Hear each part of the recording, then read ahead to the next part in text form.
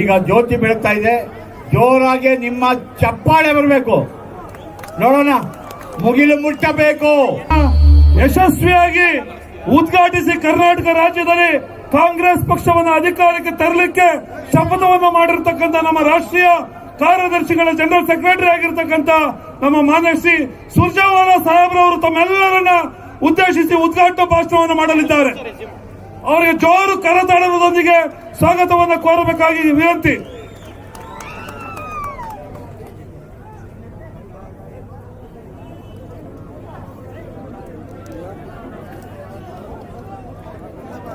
प्रदेश Congress committee के अध्यक्ष Shri DK Shiv Kumar ji,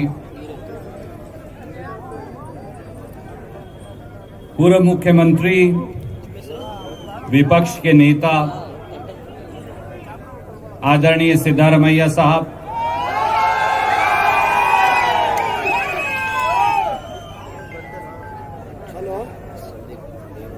council में विपक्ष के नेता बीके हरिप्रसाद जी,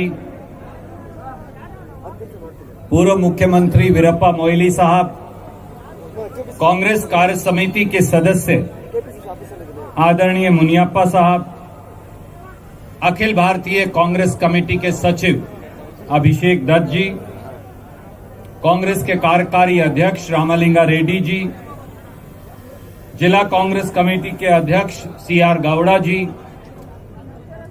आपके हरदिल अजीज विधायक जो शरद के साथ युवा होने में कंपटीशन करते हैं कि कौन ज्यादा जवान है, वेंकट रमैया साहब, शरद बच्चे गौड़ा जी, एमएलसी रवि जी के अध्यक्ष सीआर गौड़ा जी, वेंकट स्वामी जी,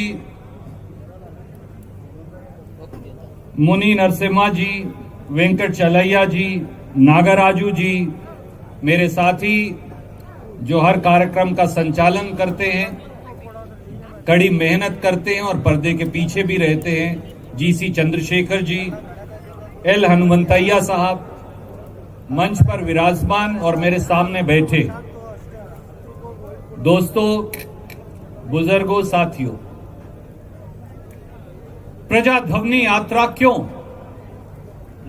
क्या कारण है कि सिद्धारमैया जी, डीके शिव कुमार जी, हम सब इस बस में पूरे प्रदेश में प्रजाध्वनि यात्रा को लेकर निकले? क्या ये कांग्रेस की यात्रा है? क्या इस यात्रा का लक्ष्य केवल सत्ता प्राप्ति है? क्या केवल सरकार बनाना ही इस यात्रा का निशाना है? सच्चाई ये है दोस्तों, और इस सभा में सबसे ज्यादा नौजवान लोग हैं, कि ये यात्रा केवल कांग्रेस की यात्रा नहीं, ये यात्रा कर्नाटक के जनता की, युवा की, दलित की, बुजुर्ग की, महिला की, गरीब की, पिछड़े की, हर व्यक्ति की आवाज है। ये जनता की आवाज है। और ये जनता की आवाज क्यों है? ये जनता की आवाज इसलिए कि आज कर्नाटक प्रदेश उसे भ्रष्टाचार की खाई के अंदर भारतीय जनता पार्टी और बोम्मई सरकार ने धकेल दिया। आज हर जगह 40% कमीशन का बोलबाला है। This is a 40% commission government. पे सीएम का बोलबाला है। हर चीज के ऊपर, हर मोड़ के ऊपर, हर काम के ऊपर केवल और केवल भ्रष्टाचार। कॉन्ट्रैक्टर एसोसिएशन जो 50,000 कॉन्ट्रैक्टर्स की नुमाइंदगी करती, उन्होंने प्रधानमंत्री जी को चिट्ठी लिखी और कहा कि बोम्मई सरकार भ्रष्ट है, करप्ट है, ये केवल और केवल 40% पैसा लेकर काम करते हैं। आज तक मोदी जी ने जवाब नहीं दिया।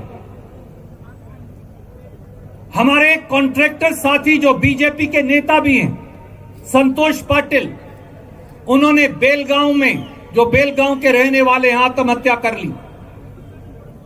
डीके शिव कुमार जी, सिद्धारमैया साहब, मैं, हम सब उनके घर गए। उनकी पत्नी के आंसू रुकते नहीं थे। उनकी मां रोती थी। उनके पिता जो हैं, उनकी पूरी जिंदगी लगता था जैसे टूट गई हो।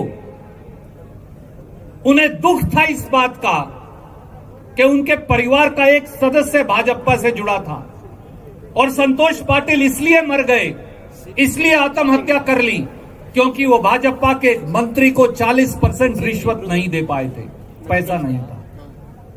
पड़ोस में टुमकुर में 1 महीना पहले एक और कॉन्ट्रैक्टर राजेंद्र ने आत्महत्या कर ली।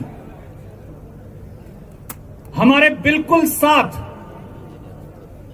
2 हफ्ते पहले टीएन प्रसाद एक और कॉन्ट्रैक्टर ने गोली मारी, आत्महत्या कर ली। रामालिंगा रेड्डी जी, मैं, सिद्धारमैया साहब, डीके शिव कुमार जी उनके घर गए।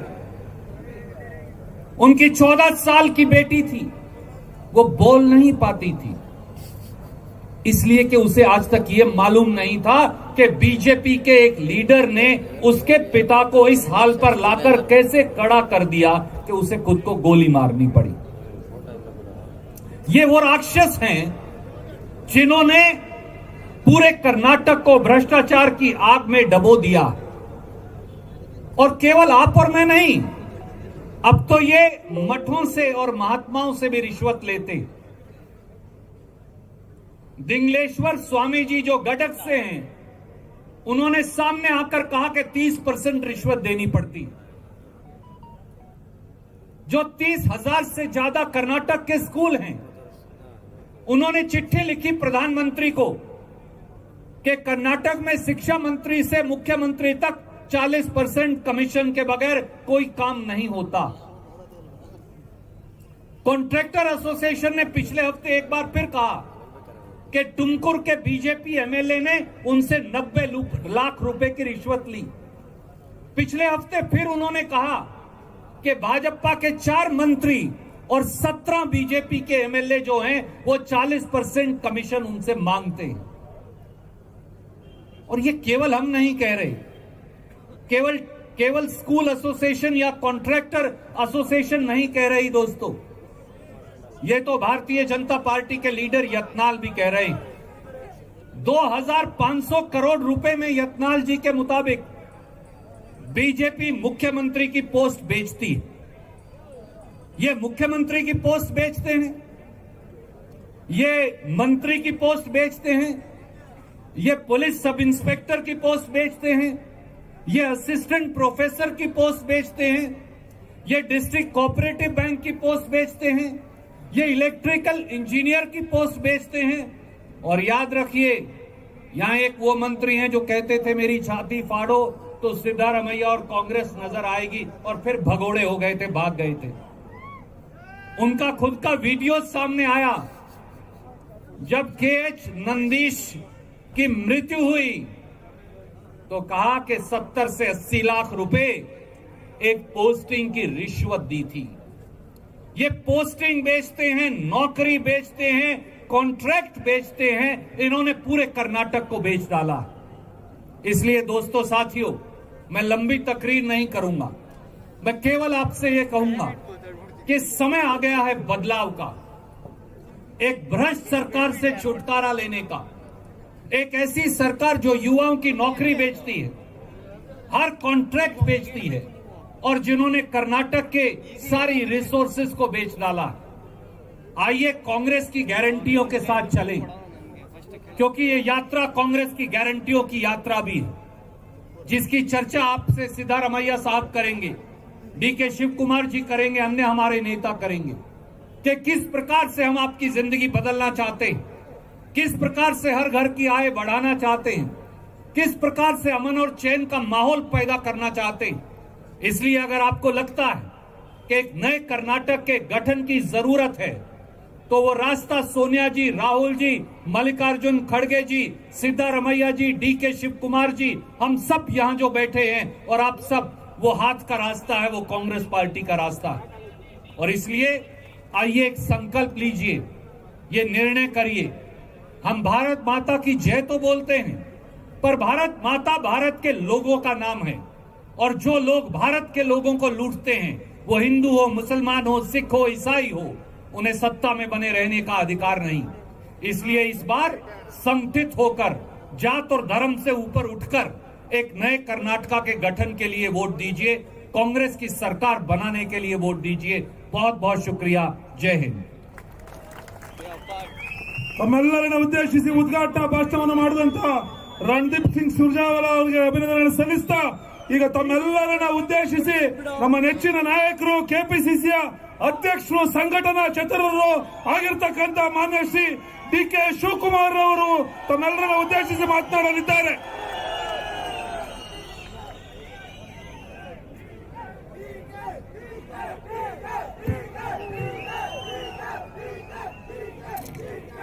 बोलो भारत माता की,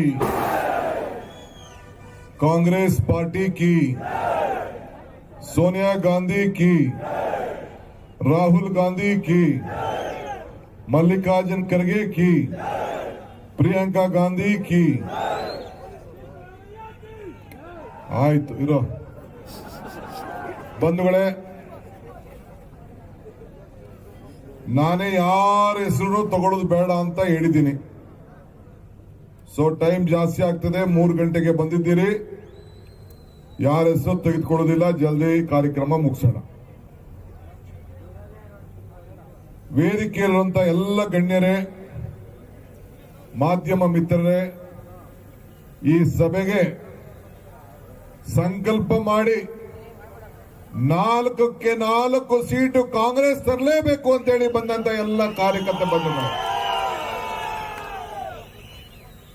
ಬೆಂಗಳೂರು ಗ್ರಾಮಾಂತರ ಜಿಲ್ಲೆಯ ಶಕ್ತಿ ರಾಜ್ಯದ ಶಕ್ತಿಯಾಗಿ ಮಗಳಿಸದೆ ಅಂತ ಮಾತನ್ನ ಈ ಸಂದರ್ಭದಲ್ಲಿ ಹೇಳಲಿಕ್ಕೆ ನಾನು ಬಯಸ್ತಾ ಇದ್ದೇನೆ. ಬಂಧುಗಳೇ, 16ನೇ ತಾರೀಕು ಮಹಾತ್ಮ ಗಾಂಧೀಜಿಯವರು ಈ ದೇಶಕ್ಕೆ ಕಾಂಗ್ರೆಸ್ ಪಕ್ಷದ ನಾಯಕತ್ವವನ್ನು ವಹಿಸಿಕೊಂಡಂತ ಸ್ಥಳದಿಂದ ನಾನು, ಸಿದ್ದರಾಮಯ್ಯನವರು ಮತ್ತು ಎಲ್ಲ ನಮ್ಮ ರಾಜ್ಯದ ನಾಯಕರುಗಳು, ರಾಮಲಿಂಗಾರೆಡ್ಡಿ ಅವರು, ಮುನಿಯಪ್ಪನವರು, ವೀರಪ್ಪ ಮೊಯ್ಲಿಯವರು, ನಾವೆಲ್ಲ ಸೇರಿ, ಸುರ್ಜೇವಾಲಾ ಸಾಹೇಬ್ರೆಲ್ಲ ಸೇರಿ ಗಾಂಧಿ ಬಾವಿ ಅಂತ ಎಲ್ಲಿದೆ,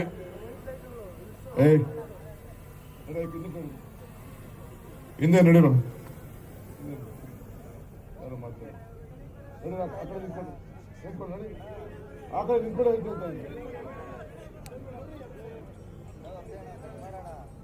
ಮಹಾತ್ಮ ಗಾಂಧೀಜಿಯವರು ಕಾಂಗ್ರೆಸ್ ಪಕ್ಷದ ಅಧ್ಯಕ್ಷ ಸ್ಥಾನವನ್ನು ವಹಿಸಿಕೊಂಡಂತ ಜಾಗ, ಅಲ್ಲಿ ಒಂದು ಸಮ್ಮೇಳನ, ನೀವು ಯಾವ ರೀತಿ ಇವತ್ತು ದೊಡ್ಡ ಸಮ್ಮೇಳನ ಮಾಡಿದ್ದೀರಿ, 1924ರಲ್ಲಿ ಸಮ್ಮೇಳನ ನಡೀತದೆ. ಅಲ್ಲಿ ಕಾಂಗ್ರೆಸ್ ಪಕ್ಷದ ಅಧ್ಯಕ್ಷರಾಗಿ ಜವಾಬ್ದಾರಿ ತೆಗೆದುಕೊಳ್ತಾರೆ. ಕುಡಿಯೋ ನೀರಿಗೋಸ್ಕರ ಒಂದು ಬಾವಿ ತೆಗೆದಿದ್ದಾರೆ. ಆ ಜಾಗದ ಹೆಸರು ವೀರಸೌಧ ಅಂತ ಇಟ್ಟಿದ್ದಾರೆ. ನಾನು ಅರ್ಬನ್ ಡೆವಲಪ್ಮೆಂಟ್ ಮಿನಿಸ್ಟರ್ ಆಗಿದ್ದಾಗ ಬೇಕಾದಷ್ಟು ಅಲ್ಲೆಲ್ಲ ಅಭಿವೃದ್ಧಿಯನ್ನು ನಾವು ಮಾಡಿದೆ. ಅಲ್ಲಿಂದ ಈ ಒಂದು ಪ್ರಜಾಧ್ವನಿ ಕಾರ್ಯಕ್ರಮ ಪ್ರಾರಂಭ ಮಾಡಿತು. ಅಲ್ಲಿ ನಾನು ಎಲ್ಲ ಸುಮಾರು 78 ಜನ, ಈ ದೇಶಕ್ಕೆ ಸ್ವಾತಂತ್ರ್ಯ ಬಂತಲ್ಲ, 78 ಜನ ತಾಯಂದಿರು ಇವತ್ತು ಇಲ್ಲಿ ಬಂದಾಗ ಕಳಸ ಇಟ್ಕೊಂಡು ನಿಂತಿದ್ರು. ಹಂಗೆ ಅಲ್ಲಿ ಕಳಸ ಇದನ್ನ ಬಿಂದಿಗೆ ಇಟ್ಕೊಂಡು ಆ ಬಾವಿಯಿಂದ ನೀರು ತೆಗೆದು ಆ ನೀರನ್ನ ಹಾಕಿ ರಸ್ತೆ ಮೇಲೆ ನಾನು, ಸಿದ್ದರಾಮಯ್ಯನವರು, ಸತೀಶ್ ಜಾರಕಿಹೊಳಿ ಅವರು ಮತ್ತು ಅಲ್ಲಿದ್ದಂತ ಎಲ್ಲ ಸುರ್ಜೇವಾಲಾ ಸಾಹೇಬ್ರೆಲ್ಲ ಪರಕೆ ತೆಗೆದುಕೊಂಡು ಆ ನೀರು ಹಾಕಿ ರಸ್ತೆನ ಗುಡಿಸ್ಬಿಟ್ಟು ನಾವು ಇಲ್ಲಿಗೆ ಬಂದಿದ್ದೇವೆ. ಇವತ್ತು ಸುಮಾರು ಒಂದು 18-19 ಜಿಲ್ಲೆ ಪ್ರವಾಸ ಮಾಡಿದ್ದೇವೆ. ಎಲ್ಲ ಕಡೆ ಇದು ಬರೀ 4 ಕ್ಷೇತ್ರ. 4 ಕ್ಷೇತ್ರದ ಈ ಜಿಲ್ಲೆಯಲ್ಲಿ ಇಂದು ದೊಡ್ಡ ಜನಶಕ್ತಿಯನ್ನ ತಾವು ತೋರಿಸ್ತಾ ಇದ್ದೀರಿ. ಕಾಂಗ್ರೆಸ್ ಶಕ್ತಿ, ದೇಶದ ಶಕ್ತಿ. ಕಾಂಗ್ರೆಸ್ ಇತಿಹಾಸ, ಈ ದೇಶದ ಇತಿಹಾಸ. ಕಾಂಗ್ರೆಸ್ ಅಧಿಕಾರಕ್ಕೆ ಬಂದ್ರೆ ಎಲ್ಲ ವರ್ಗದ ಜನ ಅಧಿಕಾರಕ್ಕೆ ಬಂದಂಗೆ ಅದನ್ನ ನೀವು ಈ ಸಂಘಟನೆಯಿಂದ ತಾವು ಇಲ್ಲಿ ನಮಗೆ ತೋರಿಸ್ತಾ ಇದ್ದೀರಿ. ನಾವೆಲ್ಲ ಜನರ ಸಮಸ್ಯೆ, ಅವರ ಕಷ್ಟ, ಅವರ ದುಃಖ, ಅವರ ದುಮಾನ, ಏನೇನು ಕಷ್ಟ ಅನುಭವಿಸ್ತಾ ಇದ್ದಾರೆ ಅದನ್ನು ಆಲಿಸಿ ಅವರೆಲ್ಲರೂ ಕೂಡ ಒಂದು ಸಮಸ್ಯೆಯನ್ನ ಬಗೆಹರಿಸಬೇಕು, ನಿವಾರಣೆ ಮಾಡಬೇಕು ಅಂತ ಹೇಳಿ ಇವತ್ತು ನಾವು ಈ ಒಂದು ಯಾತ್ರೆಯನ್ನ, ಜನರ ಧ್ವನಿ ಯಾತ್ರೆಯನ್ನ, ಪ್ರಜಾಧ್ವನಿ ಯಾತ್ರೆಯನ್ನ ಇವತ್ತು ನಾವು ಪ್ರಾರಂಭ ಮಾಡಿದ್ದೇವೆ. ಇದೇ ಪ್ರಜಾಧ್ವನಿ ಯಾತ್ರೆ. ನಮಗೆ ಬಹಳ ಶಕ್ತಿ ಬಂದಿದೆ. ಈ ದೇಶದ ಜನತೆಯ ನೋವನ್ನ ಜನ ನಮ್ಮನ್ನ ಅರ್ಥ ಮಾಡಿಕೊಂಡು ನಮ್ಮ ಹತ್ರ ಹಂಚಿಕೊಂಡಿದ್ದಾರೆ.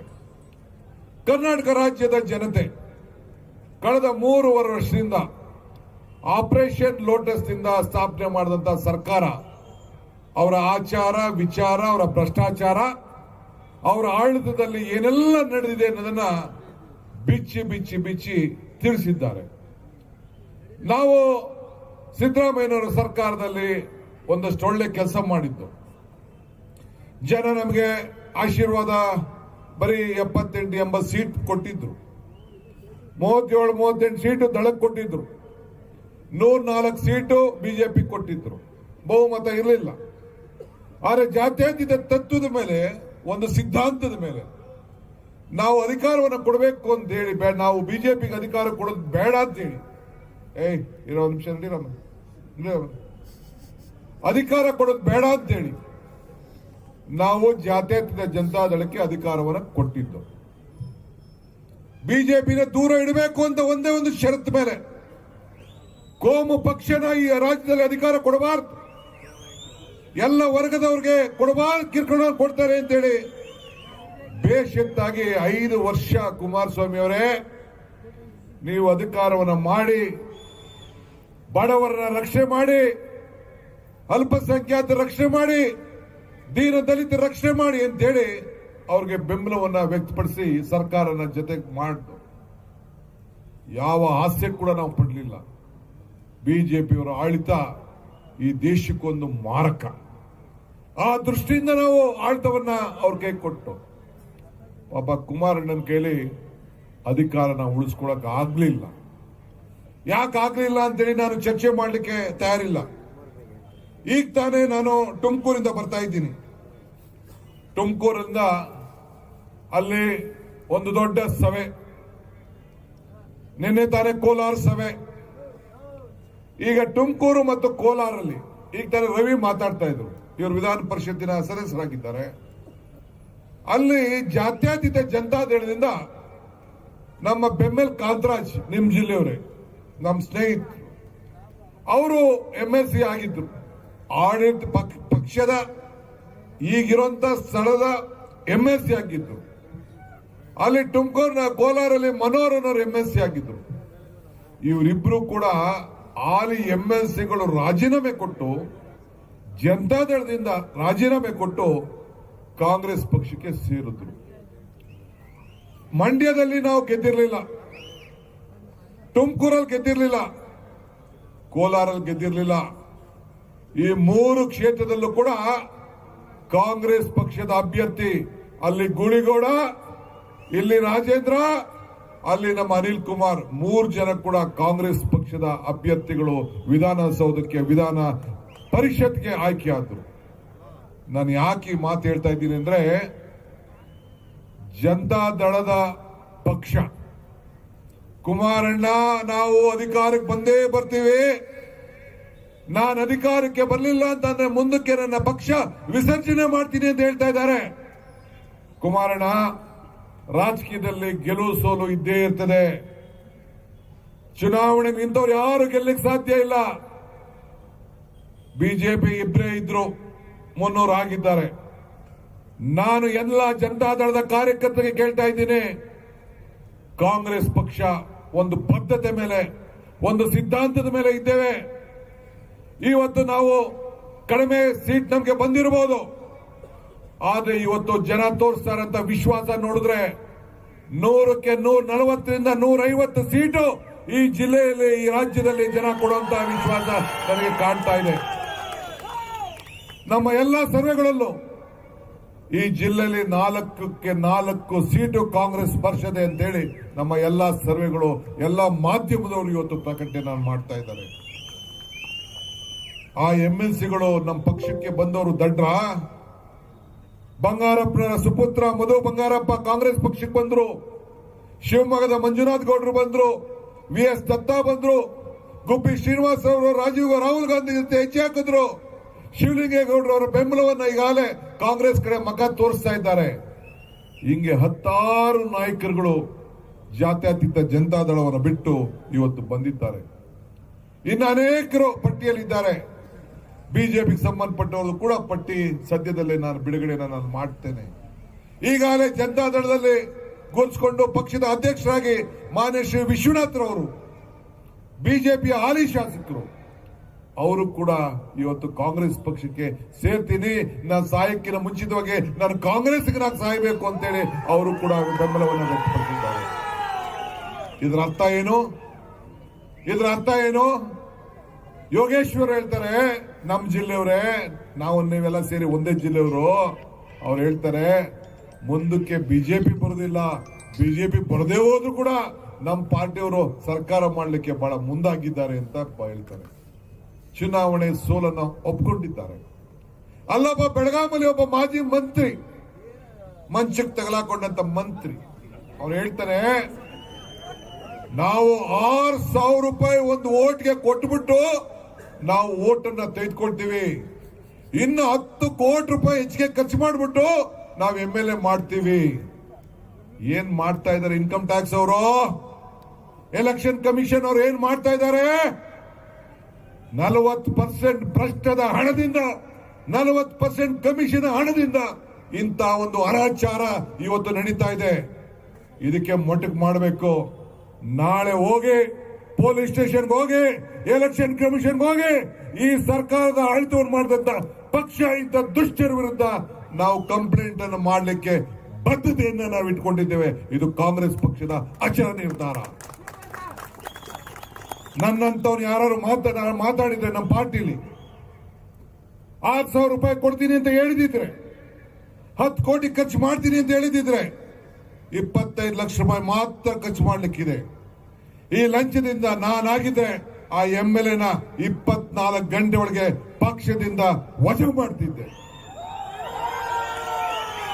ಆದ್ರೆ ಬಿಜೆಪಿ ಭ್ರಷ್ಟಾಚಾರದಲ್ಲಿ ಮುಳುಗಿದೆ. 40% ಹಣದಿಂದ ತೇಲಾಡ್ತಾ ಇದೆ.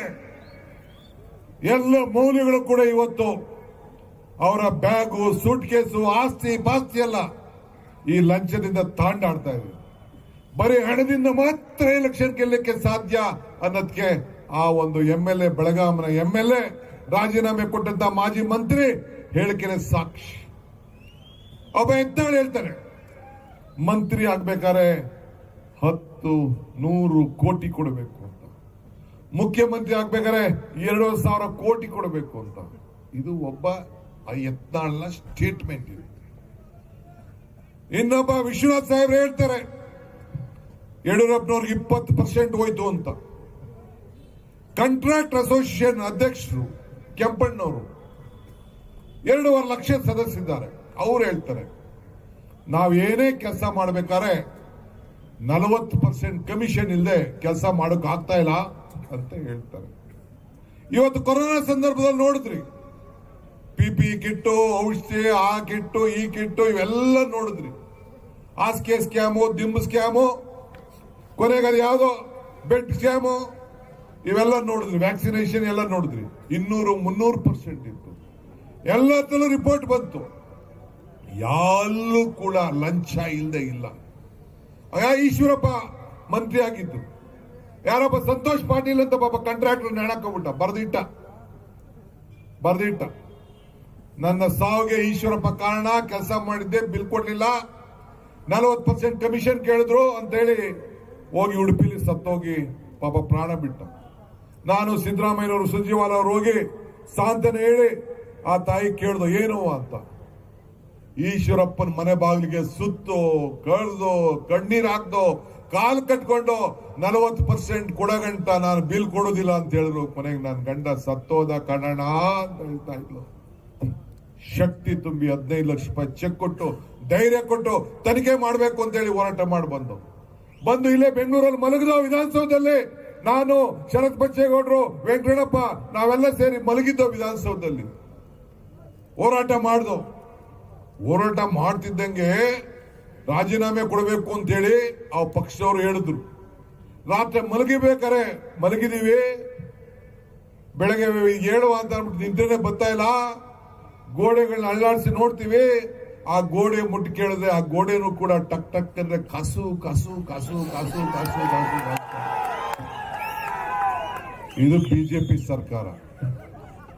ನಿಮ್ಮ ಆಫೀಸ್ಗೆ ಹೋಗಿ ಯಾವ ಇನ್ಸ್ಪೆಕ್ಟರ್ ಕೇಳಿ, ಪಾಪ ಅವನು ಯಾರೊಬ್ಬ ಸಭ್ಯ ಸರ್ಕಲ್ ಇನ್ಸ್ಪೆಕ್ಟರ್ MTB ನಾಗರಾಜ್, ನಿಮ್ ಜಿಲ್ಲೆಯವರೇ, ಅವನು ಹೋಗಿಸ್ಕೊಂಡರು.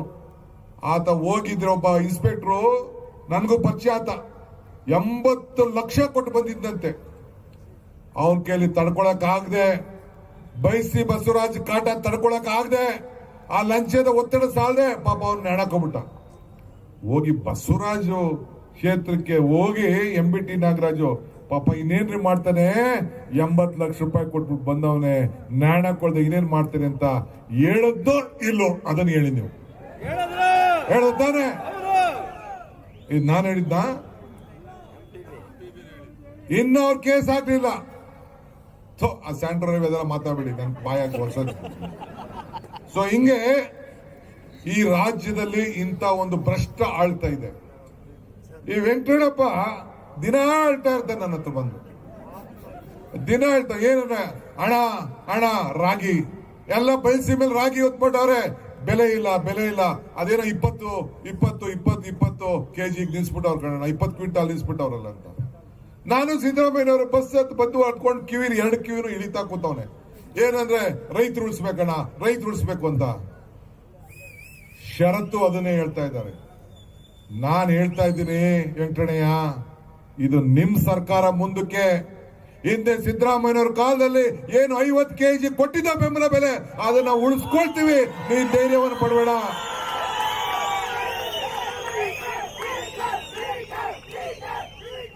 ಈ ರಾಜ್ಯ 50 ಕ್ವಿಂಟಾಲ್ ಈ ರಾಜ್ಯಕ್ಕೆ ಈ ರೈತಕ್ಕೆ ಸಂಬಳ ಇಲ್ಲ, ರೈತನ ಪ್ರಮೋಷನ್ ಇಲ್ಲ, ರೈತನ ಪೆನ್ಷನ್ ಇಲ್ಲ, ಈ ರೈತನ ರಿಟೈರ್ಮೆಂಟ್ ಇಲ್ಲ. ಈ ರೈತನ ಉಳಿಸ್ಬೇಕು. ಬಯಲುಸೀಮೆ ರೈತ ಇವತ್ತು ಅನೇಕ ಕೆರೆಗಳನ್ನ ಮೇಲೆ ಕೇರಿಸಬೇಕು. ಇವತ್ತು ಹಿಂದೆ ಸರ್ಕಾರ ಬಂದಾಗ 165 ಆಶ್ವಾಸನೆ ಈಡೇರಿಸ್ತು, 169ರಲ್ಲಿ. ನೀವೆಲ್ಲ ಅನೇಕರು ರೈತರುಗಳೆಲ್ಲ ಬಡವರೆಲ್ಲ ಹೈನುಗಾರಿಕೆ ಮಾಡ್ತಾ ಇದ್ದೀರಿ. 5 ರೂಪಾಯಿ ಒಂದು ಲೀಟರ್ಗೆ ನಿಮ್ಮ ಜಿಲ್ಲೆಯಲ್ಲಿ, ಈ ರಾಜ್ಯದಲ್ಲಿ ರೈತರಿಗೆ 5 ರೂಪಾಯಿ ಸಿದ್ದರಾಮಯ್ಯನವರ ಸರ್ಕಾರದಲ್ಲಿ ಬೆಂಬಲ ಬೆಲೆಯನ್ನ ಘೋಷಣೆ ಮಾಡಿ ಈ ರೈತರ ರಕ್ಷಣೆ ಮಾಡುವಂತ ಕೆಲಸವನ್ನ ಕಾಂಗ್ರೆಸ್ ಪಕ್ಷ ಮಾಡ್ಕೊಂಡು ಬಂದಿದೆ. ಇದು ನಮ್ಮ ಇಚ್ಛೆ, ನಮ್ಮ ಚಿಂತನೆ, ನಮ್ಮ ವಿಚಾರ, ನಮ್ಮ ಆಚಾರ, ಎಲ್ಲ ವರ್ಗದ ಜನರಿಗೆ ಸಹಾಯ ಮಾಡಬೇಕು ಅಂತೇಳಿ ಇವತ್ತು ಪಾದಯಾತ್ರೆ ಮಾಡಿದ್ರು ನಮ್ಮ ರಾಜ್ಯದಲ್ಲಿ. ರಾಹುಲ್ ಗಾಂಧಿ ಅವರು 3750 ಕಿಲೋಮೀಟರ್ ನಡೆದಿದ್ದಾರೆ. ನಾಳಿದ್ದು ಕಾಶ್ಮೀರಕ್ಕೆ ಮುಟ್ತಾ ಇದ್ದಾರೆ. ನಾವೆಲ್ಲ ಹೋಗ್ತಾ ಇದೀವಿ. ನಾನು, ನಮ್ಮ GC ಚಂದ್ರಶೇಖರ್ ಅವರು, ಈ ನಿಮ್ದೆಲ್ಲ ಜವಾಬ್ದಾರಿ ಅವ್ರದ್ದೇ. ಅವರು, ನಾನು, ಸಿದ್ದರಾಮಯ್ಯನವರು, ಸುರ್ಜೇವಾಲಾ ಸಾಹೇಬರು ಎಲ್ಲ ನಾವೆಲ್ಲ ಹೋಗ್ತಾ ಇದ್ದೀವಿ. ಕೊನೆಯ ದಿನ ಅಲ್ಲಿಗೆ ನಮ್ಮ ರಾಜ್ಯದಲ್ಲಿ 350 ಕಿಲೋಮೀಟರ್ ನಡೆದ್ರು. ಮೇಕೆದಾಟು ಪಾದಯಾತ್ರೆಗೆ 170 ಕಿಲೋಮೀಟರ್ ನೀವು ಬಂದು ನಡೆದ್ರಿ. ಅಲ್ಲಿಗೂ ಬಂದು ನೀವೆಲ್ಲ ನಮ್ಮ ತುಮಕೂರಿಗೆ ಮತ್ತು ಹಾಸನಕ್ಕೆ ಬಂದು ನೀವು ಹೆಜ್ಜೆ ಹಾಕ್ತಿದ್ರಿ, ಶಕ್ತಿ ಕೊಟ್ರಿ. ಚಾಮರಾಜನಗರಕ್ಕೆ ಬಂದ್ರೆ ಶಕ್ತಿ ಕೊಟ್ರಿ, ಹೆಜ್ಜೆ ಹಾಕಿದ್ರಿ. ಯಾರಿಗೋಸ್ಕರ? ರೈತನ ಬೆಲೆ, ಅವನಿಗೆ ಸರಿಯಾದ ರೀತಿ ಬೆಲೆ ಸಿಕ್ಕಿಲ್ಲ, ಆ ಯುವಕರಿಗೆ ಉದ್ಯೋಗ ಇಲ್ಲ. ಈ ರಾಜ್ಯದಲ್ಲಿ, ಈ ದೇಶದಲ್ಲಿ ಸಾಮರಸ್ಯನ ಕಾಪಾಡಬೇಕು. ಕುವೆಂಪು ಹೇಳಿದಂತ ಶಾಂತಿಯ ತೋಟ ನಿರ್ಮಾಣ ಆಗಬೇಕು. ಜಾತಿ ಬಗ್ಗೆ, ದ್ವೇಷ ಬಗ್ಗೆ ಒಂದು ಉಂಟು ಮಾಡಿ ಸಾಮರಸ್ಯ ಹೊರಟೋಗಿದೆ. ಹೃದಯಗಳು ಒಂದಾಗಬೇಕು ಅಂತ ಹೇಳಿ ರಾಹುಲ್ ಗಾಂಧಿ ಅವರ ಸಂಕಲ್ಪಕ್ಕೆ ತಾವು ಶಕ್ತಿ ತುಂಬಿದ್ರಿ. ಇಡೀ ದೇಶ ಇಂಥ ಚಳಿಯಾದ್ರೂ ಕೂಡ ಒಂದು ಟಿ ಶರ್ಟ್ ಹಾಕೊಂಡು ಅನೇಕ ಟೀಕೆಗಳಿದ್ರು ಕೂಡ ಇವತ್ತು ಈ ದೇಶ ಒಂದು ಮಾಡಬೇಕು ಅಂತ ನಡೀತಾ ಇದ್ದಾರೆ. ಈ ದೇಶಕ್ಕೆ 10 ವರ್ಷಗಳ ಕಾಲ ಪ್ರಧಾನಮಂತ್ರಿ ಆಗುವಂತ ಅವಕಾಶ ಶ್ರೀಮತಿ ಸೋನಿಯಾ ಗಾಂಧಿ ಅವರಿಗೆ, ರಾಹುಲ್ ಗಾಂಧಿ ಅವ್ರಿಗಿತ್ತು. ತ್ಯಾಗ ಮಾಡಿ ಒಬ್ಬ ಆರ್ಥಿಕ ತಜ್ಞ ಮನಮೋಹನ್ ಸಿಂಗ್ ಅವರನ್ನ ಈ ದೇಶಕ್ಕೆ ಪ್ರಧಾನಿ ಮಾಡಿ ಈ ದೇಶಕ್ಕೋಸ್ಕರ ಹಗಲು ರಾತ್ರಿ ದುಡಿತಾ ಇರೋಂತ ಒಬ್ಬ ನಾಯಕರ ಹಿಂದೆ ನಾವೆಲ್ಲ ಕೆಲಸ ಮಾಡ್ತಾ ಇದ್ದೀವಿ. ಅಂತ ಪಾರ್ಟಿಲಿ ಇದ್ದೀವಲ್ಲ, ಅದೇ ನಮ್ಮೆಲ್ಲರ ಭಾಗ್ಯ. ಬಂಧುಗಳೇ, ಇವತ್ತು ತಮ್ಗೆ ಹೇಳೋದಿಷ್ಟೇ, ನಿಮ್ಮ ನೋವನ್ನು ನಾವು ಆಲಿಸಿದ್ದೀವಿ, ನಿಮ್ಮ ಸಮಸ್ಯೆಗಳನ್ನ ಕೇಳಿದ್ದೀವಿ. ಮೊನ್ನೆ ತಾನೇ ಹೆಣ್ಮಕ್ಳಿಗೆಲ್ಲ ಹೇಳಿದ್ರು, ಏನ್ರವ, ಏನ್ ನಿಮ್ ಸಮಸ್ಯೆ, ಏನಾಗ್ಬೇಕು ಅಂತ ಹೇಳಿ ನೀವೆಲ್ಲ ಕೇಳಿದ್ರು, ನಾವು ಕೇಳಿದ್ರು. ಇವತ್ತು ಕೂಡ ನಮ್ಮ ಡಾಕ್ಟರ್ ಪರಮೇಶ್ವರ್ ಅಧ್ಯಕ್ಷತೆಯಲ್ಲಿ ನಮ್ಮ ಪ್ರಣಾಳಿಕೆ ಸಮಿತಿ ಅಧ್ಯಕ್ಷರು ಮಾಡಿದ್ದೇವೆ. ಎಲ್ಲರೂ ಕೂಡ ಏನೇನು ಆಗ್ಬೇಕು ಅಂತ ಕೇಳಿದ್ದೇವೆ. ಅದೇ ನಮ್ಮ ವೆಂಕಟರಮಣಪ್ಪ ಹೇಳಿದ್ದು, ನಮ್ಗೆ ಬೆಂಬಲ ಬೆಲೆ ಬೇಕು ಅಂತೇಳಿ. ಹಿಂಗೆ ಕೇಳಿದಂತ ಸಂದರ್ಭದಲ್ಲಿ ಹೆಣ್ಮಕ್ಳು ಹೇಳಿದ್ರು, ಸ್ವಾಮಿ ಗ್ಯಾಸ್ ಬೆಲೆ 400 ಇದ್ದಿದ್ದು 1100 ರೂಪಾಯಿ ಆಗೋಗ್ತಿದೆ, ಪೆಟ್ರೋಲ್ ಇದ್ದಿದ್ದು 60-70 ಇದ್ದಿದ್ದು 100 ಚಿಲ್ಲರೆ ಆಗಿದೆ, ಡೀಸೆಲ್ ಜಾಸ್ತಿ ಆಗಿದೆ, ಉಪ್ಪು ಜಾಸ್ತಿ ಆಗಿದೆ, ಮೊಸರು ಜಾಸ್ತಿ ಆಗಿದೆ, ಹಾಲು ಜಾಸ್ತಿ ಎಲ್ಲ ಜಾಸ್ತಿ ಆಗೋಗಿದೆ, ನಮ್ಮ ಬದುಕು ಕಷ್ಟ ಆಗ್ತಾ ಇದೆ. ಎಣ್ಣೆ 90 ರೂಪಾಯಿ ಇದ್ದಿದ್ದು 220 ಆಗ್ತಾ ಇದೆ, ಮಕ್ಕಳು ಫೀಸ್ ಕಟ್ಟಕ್ ಆಗ್ತಾ ಇಲ್ಲ, ಎಲ್ಲ ಬೆಲೆಗಳು, ಕರೆಂಟಿನ ಬೆಲೆ ಕೂಡ ಜಾಸ್ತಿ ಆಗೋದು, ಕರೆಂಟ್ ಬಿಲ್ಲು ಜಾಸ್ತಿ ಆಗ್ತಾ ಇದೆ. ಬದುಕಬೇಕು ಅಂತ ಹೇಳ್ಕೊಂಡ್ರು. ಅದಕ್ಕೆ ಶ್ರೀಮತಿ ಇಂದಿರಾ ಗಾಂಧಿ ಅವರ ಮೊಮ್ಮಗಳು ರಾಹುಲ್ ಗಾಂಧಿ ಅವರು ಬಂದು, ಪ್ರಿಯಾಂಕಾ ಗಾಂಧಿ ಅವರು ಬಂದು ಪಟ್ಟಿ ನೋಡಿದ್ರು. ಮಲ್ಲಿಕಾರ್ಜುನ್ ಖರ್ಗೆ ಅವರು ಕಳ್ಸಿಕೊಟ್ಟು ಯಾರು ಏನ್ ಕಟ್ಟಿದ್ದಾರೆ ಅಂತ ದೆಹಲಿ ನಾಯಕರುಗಳು ಕಳ್ಸಿಕೊಟ್ಟು ಅವರೆಲ್ಲ ಚರ್ಚೆ ಮಾಡಿದ್ರು. ನಮ್ಮ ಹತ್ರ, ನನ್ನ ಹತ್ರ, ಸುರ್ಜೇವಾಲಾ ಸಾಹೇಬ್ ಹತ್ರ, ಸಿದ್ದರಾಮಯ್ಯನವ್ರ ಹತ್ರ ಎಲ್ಲ ನಮ್ಮ ಮುಖಂಡರ ಹತ್ರ ಚರ್ಚೆ ಮಾಡಿದ್ರು. ವೀರಪ್ಪ ಮೊಯ್ಲಿ, ನಾನು, ಮುನಿಯಪ್ಪನವರೆಲ್ಲ ಕೂತ್ಕೊಂಡು ಚರ್ಚೆ ಮಾಡಿದ್ರು ಏನ್ ಮಾಡಬೇಕು ಅಂತೇಳಿ. ಬಡವರ ಜೀವನ ಉಳಿಸಲೇಬೇಕು, ಬಡವರಿಗೋಸ್ಕರ ಸಹಾಯ ಮಾಡಲೇಬೇಕು, ಈ ಬಡವರ ಬದುಕು ಉಳಿಲೇಬೇಕು. ತೀರ್ಮಾನ ಮಾಡಿ ಪ್ರತಿಯೊಂದು ಕುಟುಂಬಕ್ಕೆ, ಆ ತಾಯಿಂದಿರಿಗೆ, ಆ ಮನೆ ಒಡ್ತಿಗೆ ವರ್ಷಕ್ಕೆ 24,000 ರೂಪಾಯಿ, ತಿಂಗಳಿಗೆ 2,000 ರೂಪಾಯಿ ಕೊಡೋದು ಅಂತ ತೀರ್ಮಾನವನ್ನು ನಾವು ಮಾಡಿದ್ದೇವೆ. ಹಂಗಂತ ಗಂಡಸರಿಗೆಲ್ಲ ಬರೀ ಹೆಂಗಸರು ಕೊಡೋದು. ನೀವು ರೆಡಿ ಆಗ್ಬಿಟ್ಟು ಕೊನೆಗೆ ನಿಮ್ಮ ಅಕೌಂಟ್ ರೆಡಿ ಮಾಡ್ಕೊಂಡ್ಬಿಟ್ಟಿದ್ವಿ, ಬರೀ ಹೆಂಗಸರು ಕೊಡೋದು. ಆಮೇಲೆ ತೀರ್ಮಾನ ಮಾಡುದು. ಅದಕ್ಕಿಂತ ಮುಂಚಿತವಾಗಿ ಬೆಳಗಾಮಲ್ಲಿ ಎಲ್ಲ ಕರೆಂಟ್ ಬಿಲ್ಲು ಏನು ಎಷ್ಟು ರೂಪಾಯಿ ಇದ್ದಿದ್ದು ಜಾಸ್ತಿ ಆಗೋಯ್ತು. 10,000 ಮೆಗಾವ್ಯಾಟ್ ಇತ್ತು ನಾನು ಮಂತ್ರಿ ಆದಾಗ, 10,000 ಮೆಗಾವ್ಯಾಟ್. ನಾನು ಮಂತ್ರಿಯಿಂದ ಇಳಿಬೇಕಾದ್ರೆ 20,000 ಕರೆಂಟ್. ತೆಗಿರಿ ದಾಖಲೆ ನೋಡಿ, ಕರೆಂಟ್ ಅನ್ನ ಮಾರ್ತಾ ಇದ್ದಾರೆ. 6 ಗಂಟೆ ಕೊಡ್ತಾ ಇದ್ದೋ ಕರೆಂಟ್. ಸಿದ್ದರಾಮಯ್ಯನವ್ರ ಸರ್ಕಾರದಲ್ಲಿ ನಾನು ಮಂತ್ರಿ ಆಗಿದ್ದಾಗ 7 ಗಂಟೆ ಕರೆಂಟ್ ಮಾಡಿದೆ ರೈತರಿಗೆ. ನಿಮ್ಮ ಪ್ರಣಾಳಿಕೆಯಲ್ಲಿ, ಬಿಜೆಪಿ ಪ್ರಣಾಳಿಕೆಯಲ್ಲಿ 10 ಗಂಟೆಗೆ ಕೊಡ್ತೀನಿ ಅಂತ ಹೇಳಿದ್ರಲ್ಲ, ಯಾಕೆ ಕೊಡಕ್ಕಾಗಲಿಲ್ಲ? ನಿಮ್ ಪ್ರಣಾಳಿಕೆ ತೆಗೀರಿ ನೀವು, ಬೊಮ್ಮಾಯಿಯವರೇ, ಯಡಿಯೂರಪ್ಪನವ್ರು ತೆಗೀರಿ, ಕೊಡಕ್ಕಾಗ್ಲಿಲ್ಲ. ಆಗುದಿಲ್ಲ ನಿಮ್ ಕೈಲಿ, ನಿಮ್ಗೆ ಆಳ್ತ ನಡೆಸಕ್ ಬರೋದಿಲ್ಲ. ನೀವೇನೇನು ವಿರೋಧ ಪಾರ್ಟಿ ಇರಕ್ಕೆ ನಿಮ್ ನಾಯಕರು, ನಿಮ್ ಕೈಲಿ ಆಗುದಿಲ್ಲ. ಅದಕ್ಕೆ ನಾವು ತೀರ್ಮಾನ ಮಾಡಿದೋ, ಬೆಳಗಾಂನಲ್ಲಿ ಮಾತು ಕೊಟ್ಟಿದ್ದೇವೆ, ಗ್ಯಾರಂಟಿ ಕೊಟ್ಟಿದ್ದೇವೆ, ಪ್ರತಿ ಮನೆಗೆ 200 ಯೂನಿಟ್ ಫ್ರೀ ಕೊಡ್ತೀವಿ ಅಂತೇಳಿ ನಾವು ಮಾತನ್ನ ನಾವು ಕೊಟ್ಟಿದ್ದೇವೆ. ಇದು ಬೇಕಾದ್ರೆ ಗಂಡಸರಿಗೂ ಕೊಡ್ತೀವಿ. ನೀವು ಯಾರು ಬಿಲ್ ಕಟ್ಟಂಗಿಲ್ಲ, 200 ಯೂನಿಟ್ ಕಟ್ಟ, ಒಬ್ರು ಕೊಡಂಗಿಲ್ಲ. ಒಂದ್ ಕಡೆ 1,500 ರೂಪಾಯಿ ಇರ್ತದೆ, 7 ರೂಪಾಯಿ 20ರಿಂದ 8 ರೂಪಾಯಿ 1 ಯೂನಿಟ್ ಮನೆ ಕೊಡೋದು. ಬೇರೆ 200 ಯೂನಿಟ್ಗೆ 1,500 ರೂಪಾಯಿ ಆಯ್ತದೆ. 1,500 ಅದು 2,000 ರೂಪಾಯಿ. ಇದು ನಮ್ಮ ಕೈಲಿ ಮಾಡಕ್ ಆಗ್ತದೋ ಇಲ್ಲ ಹೇಳಿ? ಬಿಜೆಪಿಯವರು ಅಧಿಕಾರದಲ್ಲಿ ಇದ್ದೀರಲ್ಲ, ನೆಕ್ಸ್ಟ್ ಇದನ್ನೆಲ್ಲ ಅನೌನ್ಸ್ಮೆಂಟ್ ಮಾಡಿದ ಮೇಲೆ ಪ್ರಿಯಾಂಕಾ ಗಾಂಧಿ ಅವರು ಬಂದು ಅನೌನ್ಸ್ಮೆಂಟ್ ಮಾಡಿದ್ರು, ನಾನು ಸಿದ್ದರಾಮಯ್ಯನವರು ಇಬ್ರು ಚೆಕ್ ಸೈನ್ ಹಾಕ್ದೋ, ಅದನ್ನೆಲ್ಲ ನೀವು ನೋಡಿದ್ದೀರಿ. ಅದಾದ್ಮೇಲೆ ಸ್ಟೇಟ್ಮೆಂಟ್ ಕೊಡ್ತಾರೆ, ಒಂದು ಅಡ್ವರ್ಟೈಸ್ಮೆಂಟ್, ನಾವು ಮಾಡಬೇಕು ಅಂತ ಇದ್ದೀವಿ ಅಂತ ಹೇಳಿ ಬೊಮ್ಮಾಯಿನವ್ರು ಕೊಡ್ತಾರೆ. ಅಶೋಕಣ್ಣ ಹೇಳ್ತಾರೆ, ಎಲ್ ತತ್ತಾರೆ ಅಂತ ಹೇಳ್ತಾರೆ. ಅಶೋಕಣ್ಣ, ಇನ್ನು 60 ದಿನ ಇರ್ತೀಯ ಕಣಣ್ಣ, ಅದಾದ್ಮೇಲೆ ಈ ಜನರ ಕಾಂಗ್ರೆಸ್ ಸರ್ಕಾರ ಬರ್ತದೆ, ನೀನ್ ನಮ್ಗೆ ಗೊತ್ತಿದೆ ಆಳ್ತ ಹೆಂಗ್ ಮಾಡ್ಬೇಕು, ದುಡ್ಡು ಹೆಂಗ್ ತರಬೇಕು. ನಾವೇನ್ ಕಷ್ಟ ಪಡ್ಬೇಕಂತಿಲ್ಲ. ಈ 40% ಹಣ ತಿಂದವರಲ್ಲ, 1,500 ಕೋಟಿ ರೂಪಾಯಿ ತಿಂದವರಲ್ಲ, ಇದೇ ಸಾಕು ಈ ಬಡವರಿಗೋಸ್ಕರ ಹಂಚಕ್ಕೆ. ಆ ಕೆಲಸವನ್ನ ನಿಮ್ ಕೈಲಿದೆ, ನೀವು ಈ ಸರ್ಕಾರನ ತರಬೇಕು, ಆ ಕೆಲಸನ ತಾವೆಲ್ಲ ಮಾಡಬೇಕು ಅಂತ ಕೇಳಲಿಕ್ಕೆ ಬಂದಿದ್ದೇವೆ. ನಾವು ಈ ಸರ್ಕಾರ ತೆಗಿಲೇಬೇಕು ಅಂತ ಜನ ತೀರ್ಮಾನ ಮಾಡಿದ್ದಾರೆ. ನಾವು ಇಲ್ಲಿ ಬರಕ್ಕಿನ ಮುಂಚಿತವಾಗಿ ಎಲ್ಲರೂ ಹಳ್ಳಿಗೆ ಹೋಗಿದ್ದು, ಕೇಳ್ಕೊಂಡು ಬಂದು ಏನು ವಿಚಾರ ಅಂತ. ಮಾತು ನುಡಿದಂತೆ ನಡೆಯಕ್ಕಾಗ್ಲಿಲ್ಲ. 600 ಮಾತು ಕೊಟ್ಟಿದ್ದು ಪ್ರಣಾಳಿಕೆಯಲ್ಲಿ 50 ಈಡೇರಿಸಿದ್ದಾರೆ, ಮಿಕ್ಕಿದ್ ಮಾಡಲಿಲ್ಲ. ನಮ್ಮ ತರ ಅಲ್ಲ ಅವರು. ಅವ್ರೇನೋ ಸುಳ್ಳು ಪುಳ್ಳು ಹೇಳ್ಬಿಟ್ಟು ಓಟ್ ತಗೊಂಡ್ಬಿಡೋದು. ಈಗ ನಿಮ್ಗೆ ಹೇಳಿದ್ರು 15 ಲಕ್ಷ ಹಾಕ್ತೀವಿ ಅಕೌಂಟ್ಗೆ ಅಂತ. ಬಂತ ಅಕೌಂಟು? ನಿಮ್ಮ ಆದಾಯ ಡಬಲ್ ಮಾಡ್ತೀನಿ ಅಂತ ಹೇಳಿದ್ರು. ಆಯ್ತಾ ಡಬಲ್? ಕೋವಿಡ್ ಸಂದರ್ಭದಲ್ಲಿ ಎಲ್ಲರಿಗೂ ಹಾಸ್ಪಿಟಲ್ ಬಿಲ್ ಕಟ್ತೀವಿ ಅಂತ ಹೇಳಿದ್ರು. ಬಂತ? ಡ್ರೈವರ್ಗಳಿಗೆ, ಬೀದಿ ವ್ಯಾಪಾರದವ್ರಿಗೆ, ಕುಂಬಾರರಿಗೆ, ಆಚಾರ್ಯಂಗೆ, ಬಟ್ಟೆ ಹೊಲಿಯೋರ್ಗೆ, ಬಟ್ಟೆ ಒಗೆಯೋರ್ಗೆಲ್ಲ ದುಡ್ಡು ಕೊಡ್ತೀವಿ ಅಂತ ಹೇಳಿದ್ರು. ಕೊಟ್ರಾ? ಏನು ಕೊಡ್ಲಿಲ್ಲ. ನುಡಿದಂತೆ ನಡೀಲಿಲ್ಲ ಅವ್ರ ಮನೇದ್ ಬಿಡಿ, ಊಟ ಕೊಡ್ಲಿಲ್ಲ. ಏನೋ ನಾವೆಲ್ಲ ಗಲಾಟೆ ಮಾಡಿದ್ರೆ ಒಂದಷ್ಟು ಪುಟ್ ಕಿಟ್ ಕೂಡ ಕೊಟ್ರು. ಅದನ್ನು ಸರ್ಕಾರದ ಪುಟ್ ಕಿಟ್ಗೆ ಅವ್ರು ಫೋಟೋ ಹಾಕೋಬಿಟ್ಟು ಅವ್ರು ಕೊಟ್ಟಂಗೆ ಕೊಟ್ರು. ಅದರಲ್ಲೂ ಲಂಚ ಹೊಡ್ಯಕ್ ಶುರು ಮಾಡಿದ್ರು. ಏನ್ ಬರೀ ಅಡ್ವರ್ಟೈಸ್ಮೆಂಟ್ ಅಂತ. ಈಗ ನೋಡುತ್ತಲ್ಲ ಎಲ್ಲ ಫ್ರಂಟ್ ಪೇಜ್, ಫುಲ್ ಪೇಜ್ ಎಲ್ಲ ಟಿವಿ ಅವ್ರಿಗೆ, ಪೇಪರ್ ಅವ್ರಿಗೆ ಏನೆಲ್ಲ ಬಹಳ ಖುಷಿಯಾಗಿರ್ತವ್ರೆ. ಪಾಪ ಪೇಪರ್ ಅವರು ಇವ್ರು ಎಷ್ಟೇ ಖುಷಿ ಆಗ್ಲಿ, ಜನ ನೋಡ್ತಾವ್ರಲ್ಲ, ಜನ ಪರವಾಗಿ ಅವ್ರು ನಿಂತ್ಕೊಳ್ಳೇಬೇಕು.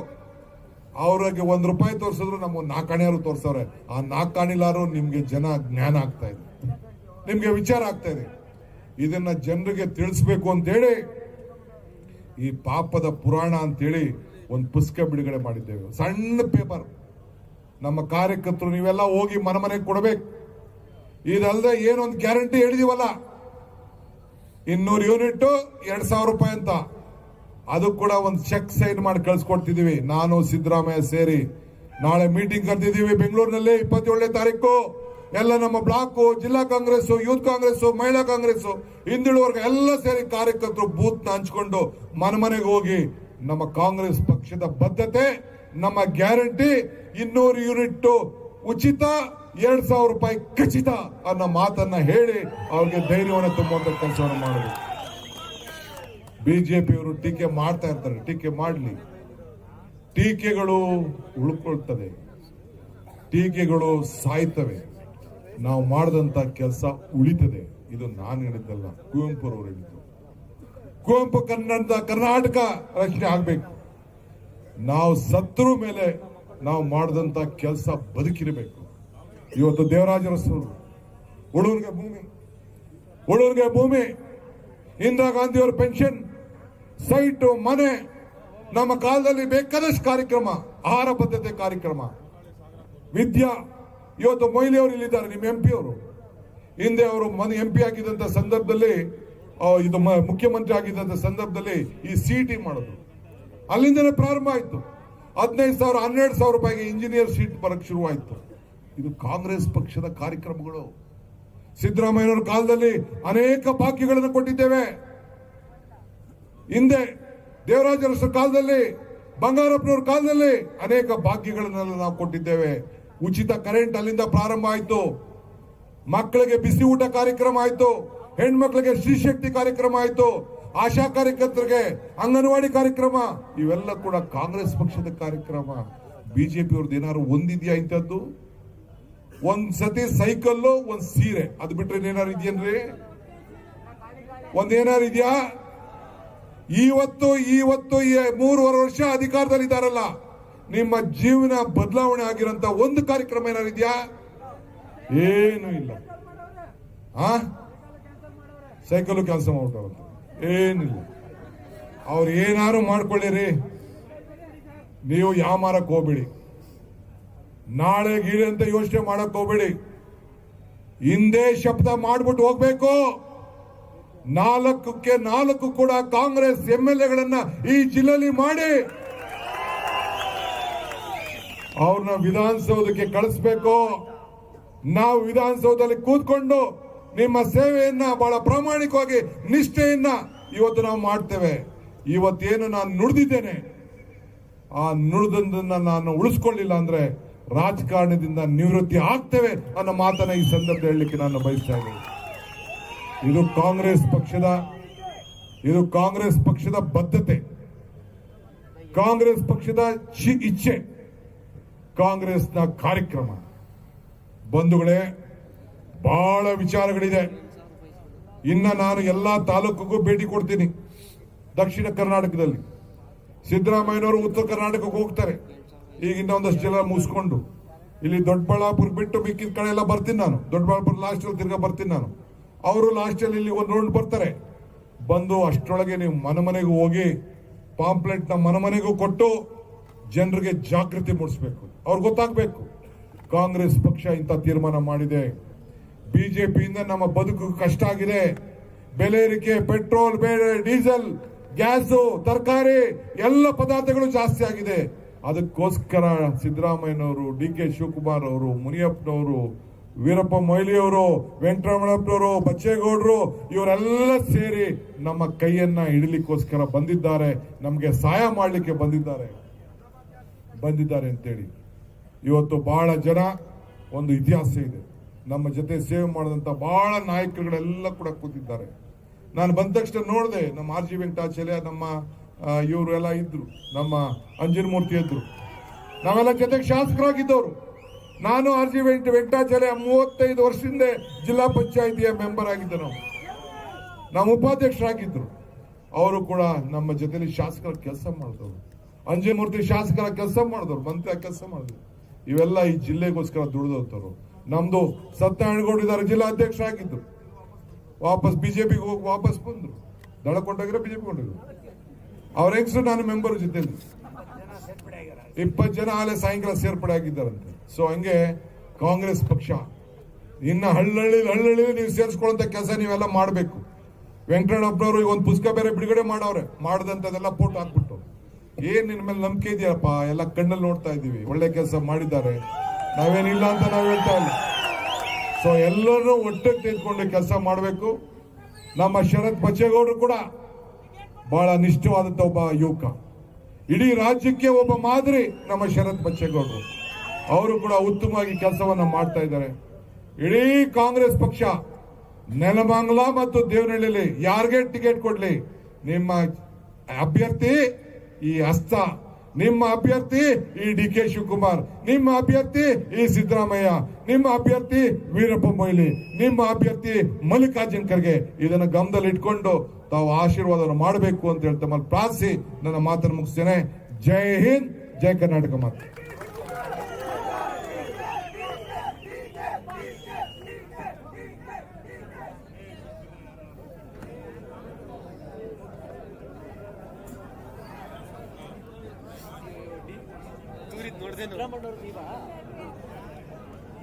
ತಮ್ಮೆಲ್ಲರನ್ನ ಉದ್ದೇಶಿಸಿ ಅತ್ಯಂತ ಯಶಸ್ವಿಯಾಗಿ ಮಾತನಾಡಿದಂತ ಕೆಪಿಸಿಸಿಯ ಅಧ್ಯಕ್ಷರು, ನಾಯಕರು ಆದಂತ ಡಿ.ಕೆ. ಶಿವಕುಮಾರ್ ಅವರಿಗೆ ಅಭಿನಂದನೆಗಳನ್ನ ಸಲ್ಲಿಸ್ತಾ ಈಗ ತಮ್ಮೆಲ್ಲರನ್ನ ಉದ್ದೇಶಿಸಿ ಮಾತನಾಡಲಿದ್ದಾರೆ ನಮ್ಮೆಲ್ಲರ ನೆಚ್ಚಿನ ನಾಯಕರು, ನಮ್ಮೆಲ್ಲರ ಕಣ್ಮಣಿಗಳು, ಮಾಜಿ ಮುಖ್ಯಮಂತ್ರಿಗಳಾಗಿರ್ತಕ್ಕಂಥ ಸನ್ಮಾನ್ಯ ಶ್ರೀ ಸಿದ್ದರಾಮಯ್ಯಜಿಯವರು.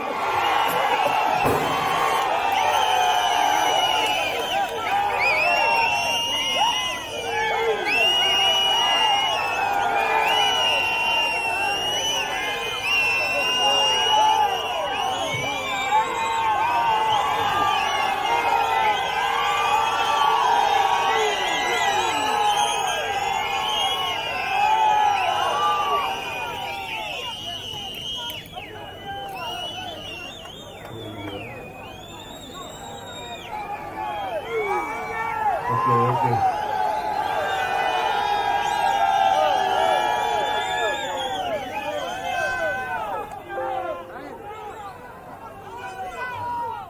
ವೇದಿಕೆ ಮೇಲೆ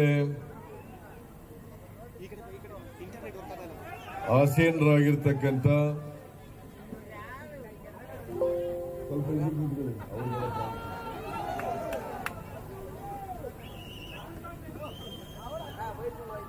ಎಲ್ಲ ಕಾಂಗ್ರೆಸ್ಸಿನ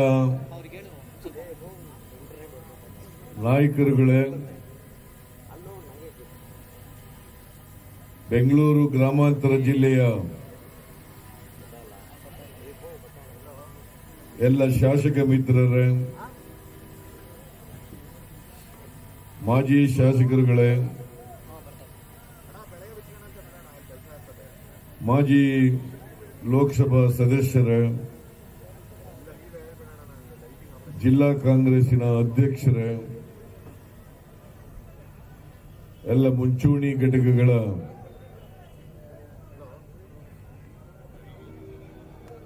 ಪದಾಧಿಕಾರಿಗಳೇ,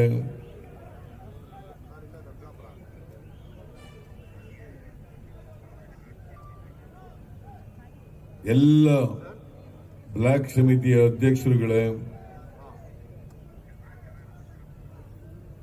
ಇಲ್ಲಿ ನೆರೆದಿರ್ತಕ್ಕಂಥ ಎಲ್ಲ ಆತ್ಮೀಯ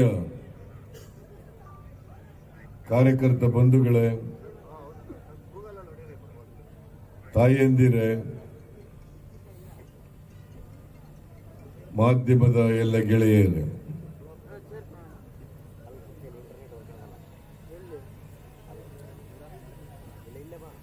ಈಗಾಗಲೇ ನಾವು ಬರೋದಕ್ಕಿಂತ ಮುಂಚಿತವಾಗಿ ಮತ್ತು ಬಂದ ಮೇಲೆ ಅನೇಕ ಜನ ನಮ್ಮ ನಾಯಕರುಗಳು ನಿಮ್ಮನ್ನ ಉದ್ದೇಶಿಸಿ ಭಾಷಣ ಮಾಡಿ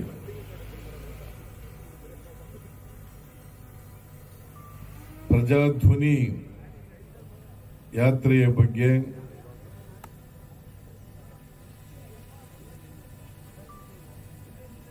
ನಾವು ಜನರ ಮುಂದೆ ಮಂಡಿಸಿರ್ತಕ್ಕಂಥ ಚಾರ್ಜ್ ಶೀಟ್, ಆರೋಪಗಳ ಪಟ್ಟಿ, ಬಿಜೆಪಿ ಸರ್ಕಾರದ ಕರ್ಮಕಾಂಡಗಳು,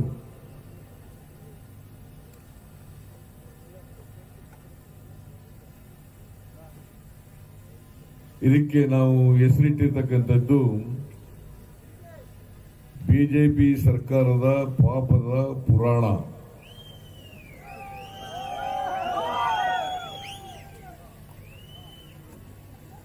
ಈ ಸತ್ಯವನ್ನ ಜನರ ಮುಂದೆ ಹೇಳಲಿಕ್ಕೆ ಪ್ರಾರಂಭ ಮಾಡಿದ ಮೇಲೆ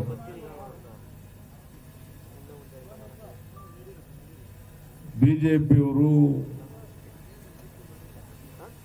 ಸತ್ಯ ಸಹಿಸಿಕೊಳ್ಳಲಿಕ್ಕೆ ಸಾಧ್ಯ ಆಗದೇನೆ ಇವತ್ತು ಸಿಡಿಮಿಡಿ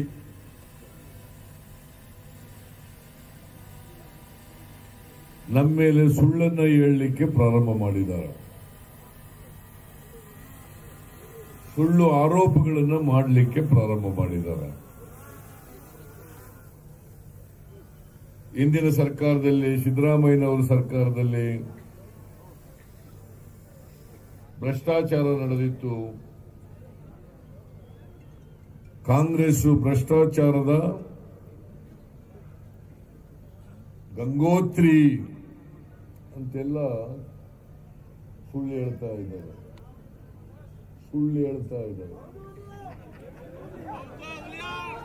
ನಾನು 5 ವರ್ಷ ಚೀಫ್ ಮಿನಿಸ್ಟರ್ ಆಗಿದ್ದಾಗ, ನಮ್ಮ ಸರ್ಕಾರ ಆಗಿದ್ದಾಗ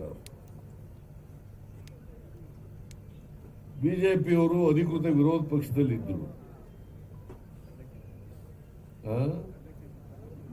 ರಾಮಲಿಂಗ ರೆಡ್ಡಿ ಅವರು ಮಂತ್ರಿ ಆಗಿದ್ರು, ಜಯಚಂದ್ರ ಮಂತ್ರಿ ಆಗಿದ್ರು, ನಮ್ಮ ಅಧ್ಯಕ್ಷರು DK ಶಿವಕುಮಾರ್ ಮಂತ್ರಿ ಆಗಿದ್ರು.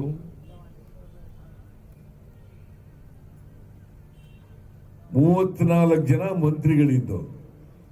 ಇವರು ಅಧಿಕೃತ ವಿರೋಧ ಪಕ್ಷದಲ್ಲಿ ಇದ್ರಲ್ಲ, ಇವರ ಜಗದೀಶ್ ಶೆಟ್ಟರ್ ಇರ್ಬೋದು, ಬಸವರಾಜ ಬೊಮ್ಮಾಯಿ ಇರ್ಬೋದು,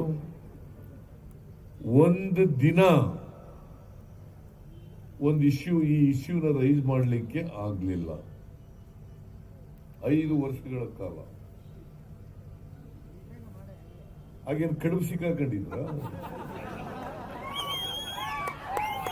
ನಮ್ಮ ಕಡೆ ಹಳ್ಳಿನಲ್ಲಿ ಹೇಳೋದು ಇದನ್ನು, ಹಳ್ಳಿ ಭಾಷೆನಲ್ಲಿ ಕಡುಬು ಸಿಕ್ಕಾಕೊಂಡಿದ್ರು. ಅವರು ಹಾಗ್ಯಾಕೆ ಮಾತಾಡಲಿಲ್ಲ ಮಿಸ್ಟರ್ ಬಸವರಾಜ ಬೊಮ್ಮಾಯಿ?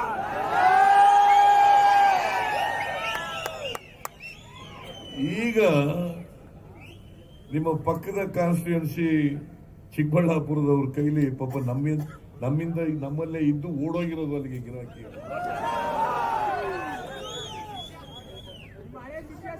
ಅವರು 5 ವರ್ಷ ಇದ್ರು MLA ಆಗಿ.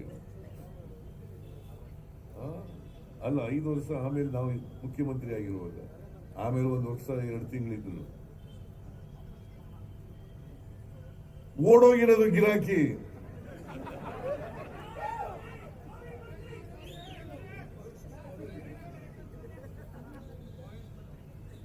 ಇವ್ರ ಕೈಲಿ ಅಶ್ವತ್ಥನಾರಾಯಣ್ ಕೈಲಿ ನೋಡಿ, ಆ ಬಸವರಾಜ ಬೊಮ್ಮಾಯಿ ಬಹಳ ಕಿಲಾಡಿ ಇದ್ದಾಗ ಕಾಣಿಸುತ್ತೆ. Is A criminal. ನಮ್ಮಲ್ಲೇ ಇದ್ದಂತವನ ಕೈಲೇ ಸ್ಟೇಟ್ಮೆಂಟ್ ಕೊಡಿಸವನ ಗಿರಾಕಿ, ನಮ್ ಬಿಟ್ಟು ಹೋದವನ ಕೈಲೇ ಸ್ಟೇಟ್ಮೆಂಟ್ ಕೊಡಿಸವನು.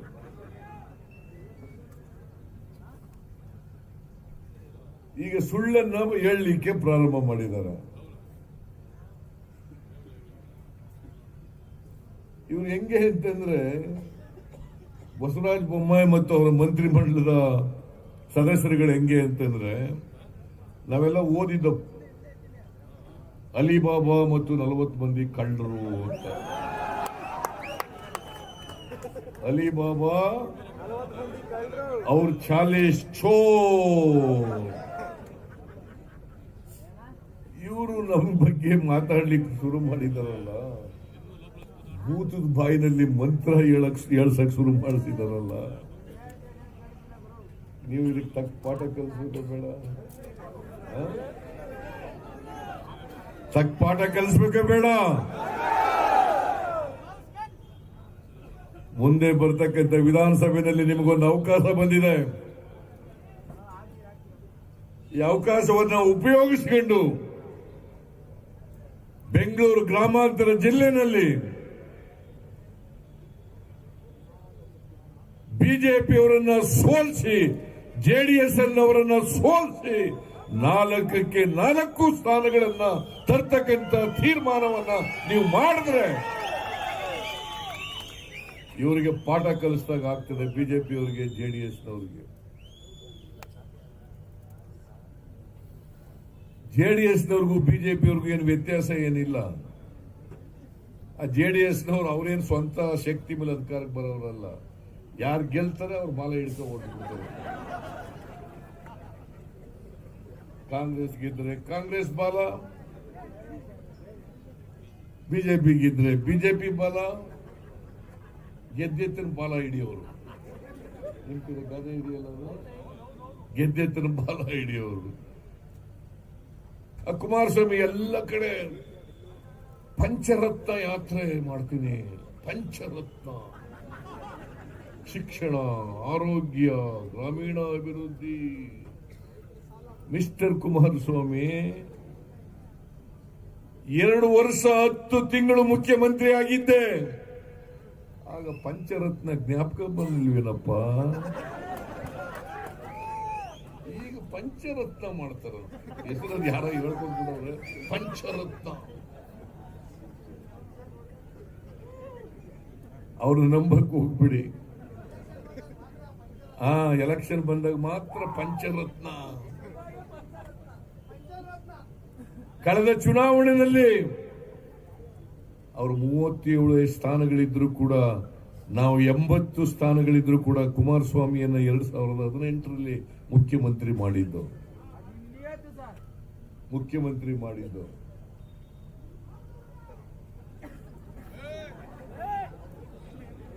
ಆಸಾಮಿ ಕುಮಾರಸ್ವಾಮಿ ಮುಖ್ಯಮಂತ್ರಿ ಸ್ಥಾನ ಉಳಿಸಿಕೊಳ್ಳಲಿಕ್ಕೆ ಸಾಧ್ಯ ಆಗಲಿಲ್ಲ.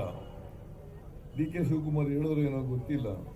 ಅಲ್ಲಮ ಪ್ರಭು ಒಂದು ಮಾತು ಹೇಳ್ತಾರೆ, ಕೊಟ್ಟ ಕುದುರೆಯನ್ನು ಏರಲಾರದವನು ವೀರನೂ ಅಲ್ಲ, ಸೂರನೂ ಅಲ್ಲ, ಧೀರನೂ ಅಲ್ಲ ಅಂತೇಳಿ. ಹೌದೇನ್ರಿ ಮತ್ತೆ ಸಾಹಿತ್ಯ ಕೊಟ್ಟ ಕುದುರೆಯನ್ನು ಏರದವ ವೀರನೂ ಅಲ್ಲ, ಸೂರನೂ ಅಲ್ಲ.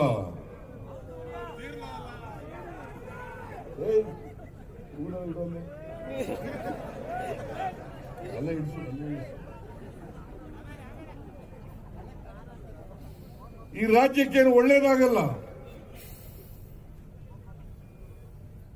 ಬಿಜೆಪಿಯವರು ಜನರ ಆಶೀರ್ವಾದ ಪಡೆದು ಅಧಿಕಾರಕ್ಕೆ ಬರಲಿಲ್ಲ.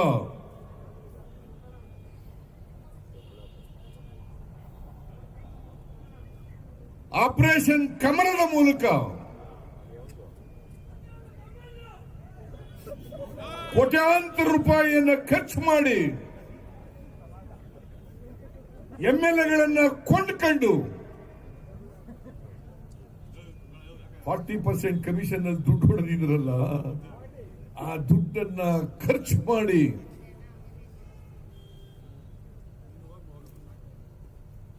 ನಮ್ಮಿಂದ 14 ಜನ MLA ಕೊಂಡ್ಕೊಂಡು, JDS ನಿಂದ 3 ಜನ MLA ಕೊಂಡ್ಕೊಂಡು, ಅನೈತಿಕವಾಗಿ ಹಿಂಭಾಗಲಿನಿಂದ ಬಂದು ಸರ್ಕಾರ ಮಾಡದಂತವರು ಭಾರತೀಯ ಜನತಾ ಪಕ್ಷದವರು. ನಾನು ಕೇಳ್ತಾ ಇದ್ದೆ ವೆಂಕಟರಮಣಯ್ಯನ್ಗೆ, ಏನಪ್ಪ ವೆಂಕಟರಮಯ್ಯನವ್ರೆ, ನಾನಿದ್ದಾಗ ಮುಖ್ಯಮಂತ್ರಿ ಆಗಿರುವಾಗ ವೆಂಕಟರಮಣಯ್ಯ ಯಾವುದೇ ಲೆಟರ್ ತಗೊಂಡ್ಬಂದ್ರು ಕೂಡ ಆ ಲೆಟರ್ ಅನ್ನ ಮಂಜೂರು ಮಾಡಿ ಅನುದಾನವನ್ನು ಕೊಟ್ಟಿದ್ದೆ. ಎಷ್ಟು ಕೊಟ್ಟಿದ್ದಪ್ಪ? 1600 ಕೋಟಿ ಹಣವನ್ನ, ಅನುದಾನವನ್ನ ವೆಂಕಟರಮಣಯ್ಯ ದೊಡ್ಡಬಳ್ಳಾಪುರ ಕ್ಷೇತ್ರಕ್ಕೆ ಕೊಟ್ಟಿದ್ದೆ ನಾನು. ಅದೇ ರೀತಿ ದೇವನಹಳ್ಳಿಗೆ, ನೆಲಮಂಗಲಕ್ಕೆ, ಹೊಸಕೋಟೆಗೆ, ಎಲ್ಲ ಕ್ಷೇತ್ರಗಳಿಗೂ ಕೂಡ ಕೊಟ್ಟಿದ್ದೆ ನಾನು. ದೊಡ್ಡಬಳ್ಳಾಪುರಕ್ಕೆ 32,000 ಮನೆಗಳನ್ನು ಕೊಟ್ಟಿದ್ದೆ. ಇಲ್ಲಿ ಪಂಚಾಯಿತಿ ಚೇರ್ಮನ್ಗಳಿರಬೇಕು. ಈಗ ಚುನಾವಣೆ ಬಂತು ಅಂತೇಳಿ ಈಗ 1,000 ಮನೆ ಕೊಟ್ಟಿದ್ದಾರೆ. ಅದು ಆದೇಶ ಕಟ್ಟಿಸಿಲ್ಲ. ನಾನು ಮುಖ್ಯಮಂತ್ರಿ ಆಗಿರುವಾಗ 5 ವರ್ಷದಲ್ಲಿ 15 ಲಕ್ಷ ಮನೆಗಳನ್ನು ಕಟ್ಟಿಸಿದ್ದೆ. ಪ್ರತಿ ವರ್ಷ 3 ಲಕ್ಷ ಮನೆಗಳು.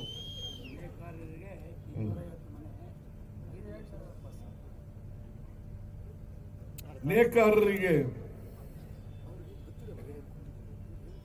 ಮನೆಗಳನ್ನು ಕಟ್ಟಿಸಿಕೊಟ್ಟಿದ್ದೆ. 20 HP ವರೆಗೆ ₹1.25 ಪರ್ ಯೂನಿಟ್ಗೆ ವಿದ್ಯುತ್ ಶಕ್ತಿಯನ್ನು ಕೊಟ್ಟಿದ್ದೆ. ಹೌದಾ ಅಲ್ಲ? ನೇಕಾರರು ಇದಾರ ಇಲ್ಲಿ? ಹೇಳಿ, ಹೌದಾ ಇಲ್ಲ? ಬಿಜೆಪಿ ಅವರು ಬಂದ ಮೇಲೆ 20 HP ಇಂದ 5 HP ಇಳಿಸಿ 5 HP ಇಳಿಸ್ಬಿಟ್ರು, ಕಡಿಮೆ ಮಾಡಿಬಿಟ್ರು.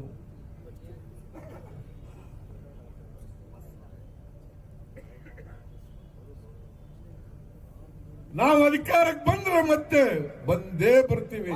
ಬಂದ ಮೇಲೆ ಮತ್ತೆ 20 HP ಅವರಿಗೆ ವಿದ್ಯುತ್ ಅನ್ನ ನೇಕಾರರಿಗೆ ಕೊಡ್ತೇವೆ ಅಂತಕ್ಕಂಥ ಮಾತನ್ನ ಹೇಳಲಿಕ್ಕೆ ಬಯಸ್ತಾ ಇದ್ದೇನೆ. 2 ಸಾರಿ ಸಾಲ ಮನ್ನಾ ಮಾಡಿದೆ ಅವರಿಗೆ. ಒಮ್ಮೆ 1 ಲಕ್ಷ ರೂಪಾಯಿವರೆಗೆ, ಒಮ್ಮೆ 50,000 ರೂಪಾಯಿವರೆಗೆ. ಹೌದಾ ಅಲ್ಲ? ಮನೆಗಳನ್ನು ಕಟ್ಟಿಸ್ಕೊಟ್ಟೆ. ಇವರು ಬಿಜೆಪಿಯವರು ನೇಕಾರರು ಓಡ್ತಕ್ಕಂತಾರೆ, ನೇಕಾರರು ಓಡ್ತಕ್ಕಂತಾರೆ. ನಿಮ್ಗೇನಾದ್ರು ಮಾಡಿದಾರಾ? ಇಲ್ಲ ಅಲ್ಲ? ಇಲ್ಲ ಅನ್ನೋದಾದ್ರೆ ಎಲ್ಲ ನೇಕಾರ ಜನ, ಬಿಜೆಪಿ ಬಡವರು, ದಲಿತರು, ಹಿಂದುಳಿದವರು, ಅಲ್ಪಸಂಖ್ಯಾತರು, ರೈತರು ಅವರೆಲ್ಲ ಮನವಿ ಮಾಡ್ತೀನಿ, ದಯಮಾಡಿ ಬಿಜೆಪಿಗೆ ಮತ್ತೆ ವೋಟ್ ಹಾಕಬೇಡಿ. ನಿಮ್ಮ ವಿರೋಧಿಗಳು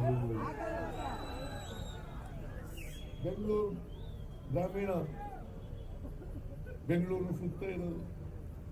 ಇದು ಹೆಂಗಿದೆಯಪ್ಪ ಈ ಜಿಲ್ಲೆ?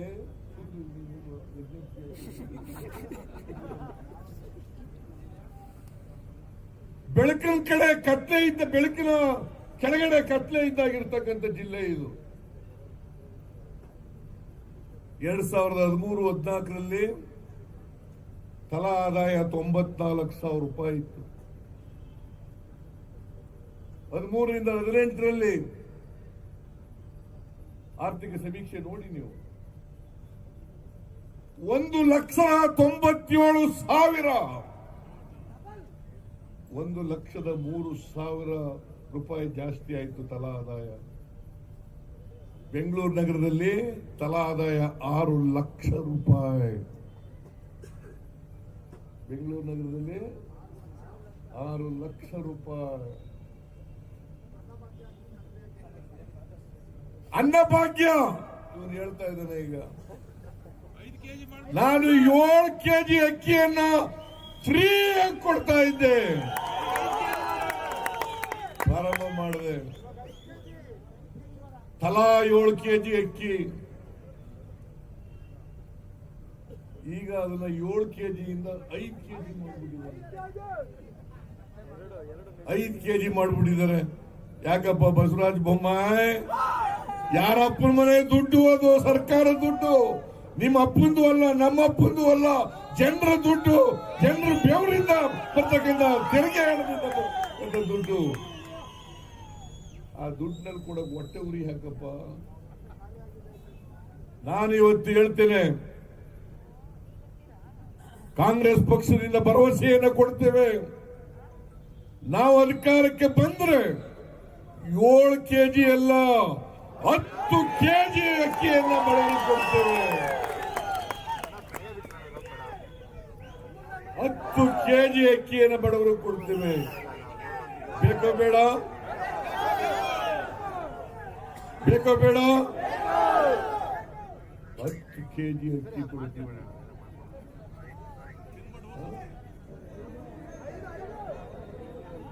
ನಿಮ್ಮ ಆದಾಯ ಜಾಸ್ತಿ ಆಗ್ಬೇಕು ಬೇಡ? ಪಾಪ ಬೆಂಗಳೂರಿನ ಸುತ್ತ ಹಣ್ಣು ತರಕಾರಿ ಹೂವು ಬೆಳೀತಕ್ಕಂಥ ಜನ, ಹಣ್ಣು ತರಕಾರಿ ಹೂವು ಬೆಳೀತಕ್ಕಂಥ ಜನ, ನಿಮಗೆ ನ್ಯಾಯಯುತವಾದಂತ ಬೆಲೆ ಸಿಕ್ಕಲ್ಲ, ಶೋಷಣೆ ಮಾಡ್ತಾ ಇದ್ದಾರೆ. ನಿಮ್ಮ ಜಮೀನುಗಳನ್ನ ದಾಳಿ ಮಾಡಿ ಕೊಂಡ್ಕೊಳ್ತಕ್ಕಂಥ ಕೆಲಸವನ್ನ ಮಾಡ್ತಾ ಇದ್ದಾರೆ.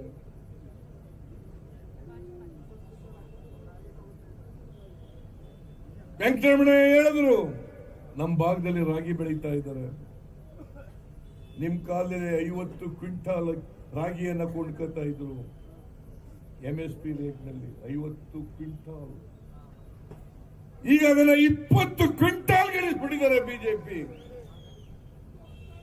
20 ಕ್ವಿಂಟಾಲ್ಗೆ ಅನೇಕ ಸಾರಿ ವೆಂಕಟರಮಣಯ್ಯ ಪಾಪ ಬಾವಿಗಳಿದೆಲ್ಲ ಹೋರಾಟ ಮಾಡಿದ್ರು.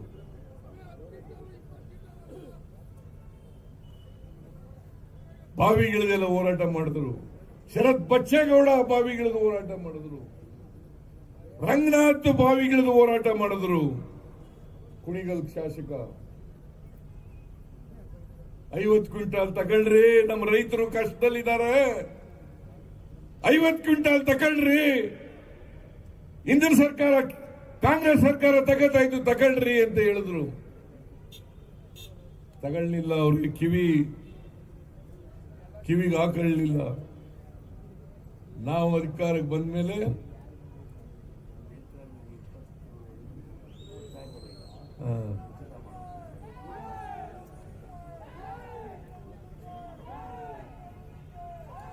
ನಾನು ನೋಡ್ಬಿಟ್ಟು ಹೇಳ್ತೀನಿ ತಳಪ ಎಷ್ಟು ದುಡ್ಡಾಗುತ್ತೆ.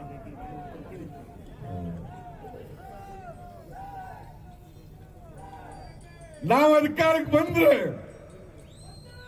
ಮತ್ತೆ 50 ಕ್ವಿಂಟಾಲ್ ರಾಗಿಯನ್ನ MSP ಅಡಿನಲ್ಲಿ ಕೊಂಡ್ಕೊಳ್ತೇವೆ ಅಂತಕ್ಕಂಥ ಮಾತನ್ನ ರೈತರಿಗೆ ಹೇಳಲಿಕ್ಕೆ ಬಯಸ್ತಾ ಇದ್ದೇನೆ.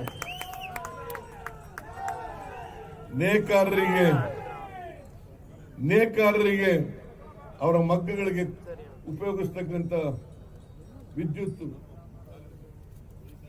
20 HP ಅವರಿಗೆ ಉಚಿತವಾಗಿ ಕೊಡ್ತೇವೆ ಅಂತಕ್ಕಂಥ ಮಾತನ್ನ ಹೇಳಲಿಕ್ಕೆ ಬಯಸ್ತಾ ಇದ್ದೇನೆ.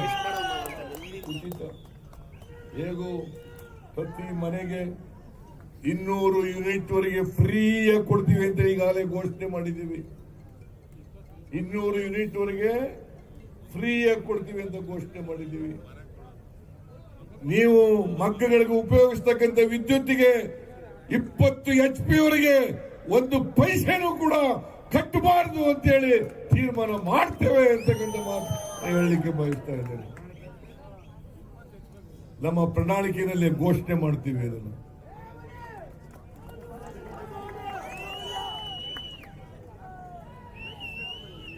ಬಿಜೆಪಿ ಅಂತಂದ್ರೆ ಸುಳ್ಳಿನ ಫ್ಯಾಕ್ಟರಿ, ಸುಳ್ಳು ಉತ್ಪಾದನೆ ಮಾಡೋದು, ಅವರು ಸುಳ್ಳನ್ನೇ ಹೇಳೋದು. ಅದಕ್ಕೆ ನಾನು ಅನೇಕ ಸಾರಿ ಹೇಳಿದ್ದೀನಿ, ನರೇಂದ್ರ ಮೋದಿಯಷ್ಟು ಸುಳ್ಳು ಹೇಳದಂತ ಪ್ರಧಾನಮಂತ್ರಿ ಈ ದೇಶ ಸ್ವಾತಂತ್ರ್ಯ ಬಂದ ಮೇಲೆ ಯಾರು ಕೂಡ ಬಂದಿರಲಿಲ್ಲ. ಅದು ನರೇಂದ್ರ ಮೋದಿ ಮಾತ್ರ ಅಂತಕ್ಕಂಥ ಮಾತನ್ನು ಹೇಳಿದ್ದಾರೆ. ಹೌದಲ್ಲ? 15 ಲಕ್ಷ ಹೊರದೇಶದಿಂದ ತಂದು ಎಲ್ಲರ ಅಕೌಂಟ್ಗಳಿಗೆ ಜಮಾ ಮಾಡಿಬಿಡ್ತೀನಿ ಅಂತ ಹೇಳಿದ್ರು. ಕೊಟ್ರೇನ್ರಿ? 2 ಕೋಟಿ ಉದ್ಯೋಗ ಕೊಡ್ತೀವಿ ವರ್ಷಕ್ಕೆ ಅಂತಂದ್ರು.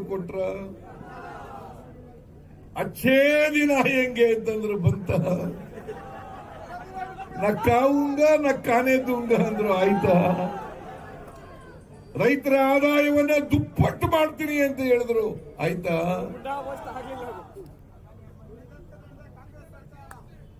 ರೈತರ ಸಾಲ 1 ರೂಪಾಯಿ ಮನ್ನಾ ಮಾಡಿದ್ರ? ಮನಮೋಹನ್ ಸಿಂಗ್ ಅವರು ಇರುವಾಗ ರೈತರ ಸಾಲ 78,000 ಕೋಟಿ ರೂಪಾಯಿ ಮನ್ನಾ ಮಾಡಿದ್ರು. 78,000 ಕೋಟಿ. ನರೇಂದ್ರ ಮೋದಿ ದುಪ್ಪಟ್ಟು ಮಾಡ್ತೀವಿ ಅಂದ್ರೆ 1 ರೂಪಾಯಿ ಮನ್ನಾ ಮಾಡಿದ್ರೇನ್ರಿ? ನಾನು ಮುಖ್ಯಮಂತ್ರಿ ಆಗಿರುವಾಗ ಸೊಸೈಟಿ ಸಾಲ 50,000 ರೂಪಾಯಿವರೆಗೆ 22,27,000 ರೈತರಿಗೆ 8,165 ಕೋಟಿ ಸಾಲವನ್ನ 50 ಲಕ್ಷದವರೆಗೆ ಮನ್ನಾ ಮಾಡತಕ್ಕಂಥ ತೀರ್ಮಾನವನ್ನ ಮಾಡಿದ್ದೇವೆ. ಅದು ನರೇಂದ್ರ ಮೋದಿ ಯಾರು ಸಾಲ ಮನ್ನಾ ಮಾಡಿದ್ರು ಗೊತ್ತಾ? ಅಂಬಾನಿ, ಅದಾನಿ 14 ಲಕ್ಷ ಕೋಟಿ ಸಾಲ ಮನ್ನಾ ಮಾಡಿದ್ರು. 14 ಲಕ್ಷ ಕೋಟಿ. ಮನಮೋಹನ್ ಸಿಂಗ್ ಇರುವಾಗ ಜನಸಾಮಾನ್ಯರ ಮೇಲೆ ಇದ್ದಂತ ತೆರಿಗೆ ಬಹಳ ಕಡಿಮೆ ಇತ್ತು. ಉದ್ಯಮಿಗಳ ಮೇಲೆ 30% ತೆರಿಗೆ ಹಾಕಿದ್ರು. ಈ ನರೇಂದ್ರ ಮೋದಿ ಅವರು 30% ಇದೆ 22% ಗಳಿಸಿಬಿಟ್ಟಿದ್ದಾರೆ. 20% ಗಳಿಸಿದ್ದಾರೆ.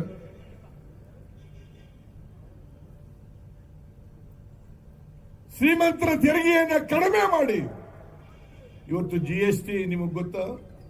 ಹಾಲು, ಮೊಸರು, ಮಜ್ಜಿಗೆ, ಬೆಣ್ಣೆ, ಮಂಡಕ್ಕಿ, ಮಕ್ಕಳು ಶಾಲೆಗೆ ಹೋಗತಕ್ಕಂಥ ಮಕ್ಕಳು ಪೆನ್ನು, ಪೆನ್ಸಿಲು, ಕಾಗದ ಎಲ್ಲರ ಮೇಲೂ GST. ರೈತರ ಗೊಬ್ಬರ DAP 450 ರೂಪಾಯಿ ಇತ್ತು, ಇವತ್ತು 1,400 ರೂಪಾಯಿ. 1,400 ರೂಪಾಯಿ. ಗ್ಯಾಸ್ ಮನಮೋಹನ್ ಸಿಂಗ್ ಅವರ ಕಾಲದಲ್ಲಿ 414 ರೂಪಾಯಿ ಇತ್ತು, ಇವತ್ತು 1,150 ರೂಪಾಯಿ. ಪ್ರಧಾನಮಂತ್ರಿ ಸಬ್ಸಿಡಿ ಕೊಡ್ತಾ ಇದ್ರು ಮನಮೋಹನ್ ಸಿಂಗ್ ಅವರು. ಈಗ 2020ನೇ ಇಸ್ವಿಯಿಂದ ಸಬ್ಸಿಡಿ ಬಂದ್ ಮಾಡಿಬಿಟ್ಟಿದ್ದಾರೆ. ಅಚ್ಚೇ ದಿನಾಗೆ ಈ ಸರ್ಕಾರ 40% ಕಮಿಷನ್ ಸರ್ಕಾರ. ಅದು ಹೇಳಿದ್ರೆ ಕೋಪ ಬಂದ್ಬಿಡ್ತದೆ ಪಾಪ. ಯಾವಾಗಲೂ ಕಳ್ಳರಿಗೆ ಕಳ್ಳ ಅಂತನಕ್ಕಾಗಲ್ಲ. ಕಳ್ಳ ಅಂತಂದ್ರೆ ಕೋಪ ಬಂದ್ಬಿಡ್ತದೆ, ಮೈಯೆಲ್ಲ ಉರಿ ಎತ್ಕೊಂಡ್ಬಿಡ್ತದೆ ಅವರಿಗೆ.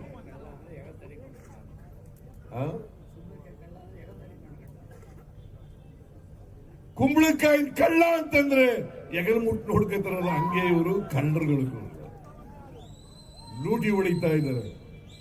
ರೈತರ ರಕ್ತವನ್ನ ಈರ್ತಾ ಇದ್ದಾರೆ, ಬಡವರ ರಕ್ತವನ್ನ ಈರ್ತಾ ಇದ್ದಾರೆ. ಶ್ರೀಮಂತರ ಪರವಾಗಿ ಕೆಲಸ ಮಾಡ್ತಾ ಇದ್ದಾರೆ. ರೈತರಿಗೆ, ಬಡವರಿಗೆ, ದಲಿತರಿಗೆ, ಹಿಂದುಳಿದವರಿಗೆ, ಅಲ್ಪಸಂಖ್ಯಾತರಿಗೆ ಅನ್ಯಾಯ ಮಾಡ್ತಾ ಇದ್ದಾರೆ. ಅದರಿಂದ ಬಿಜೆಪಿ ಅಧಿಕಾರದಲ್ಲಿ ಇರಬಾರದು. ತೆಗಿತೀರಿ ಅಲ್ವಾ?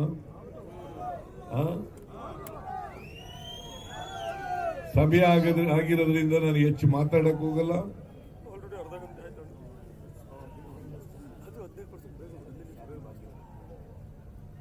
ಎತ್ತಿನ ಮಳೆ ಯೋಜನೆ ಇಲ್ಲಿ ಎಲ್ಲ 200,000 ಅಡಿ ಹೊಟ್ಟೋಗ್ಬಿಟ್ಟಿತ್ತು.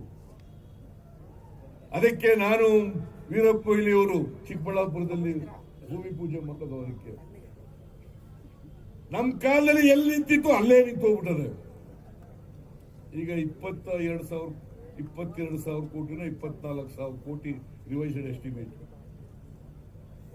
ನಾವು ಬಂದ ಮೇಲೆ 2 ವರ್ಷದಲ್ಲಿ ಎತ್ತಿನಹೊಳೆ ಯೋಜನೆಯನ್ನು ಪೂರ್ಣಗೊಳಿಸಿ ಈ ಭಾಗದಲ್ಲಿ ನೀರು ಕೊಟ್ಟು ನಿಮಗೆ ತರಕಾರಿ, ಹಣ್ಣು, ಹೂವು ಬೆಳಿಲಿಕ್ಕೆ ಅನುಕೂಲ ಮಾಡಿಕೊಡ್ತಕ್ಕಂಥದ್ದು, ಕೆರೆಗಳನ್ನ ತುಂಬಿಸ್ಕೊಡ್ತಕ್ಕಂಥ ಕೆಲಸವನ್ನ ಮಾಡ್ತೇವೆ, ಕುಡಿಯ ನೀರನ್ನ ಕೊಡ್ತಕ್ಕಂಥ ಕೆಲಸವನ್ನ ಮಾಡ್ತೇವೆ.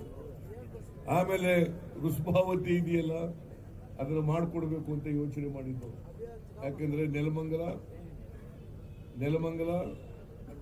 ದೇವನಹಳ್ಳಿ, ದೊಡ್ಡಬಳ್ಳಾಪುರ ಈ 3 ಜಿಲ್ಲೆಗಳಿಗೆ ಕೆರೆ ತುಂಬಿಸ್ತಕ್ಕಂಥ ಕೆಲಸವನ್ನ ಮಾಡಬೇಕು ಅಂತ ಹೇಳಿದೀವಿ.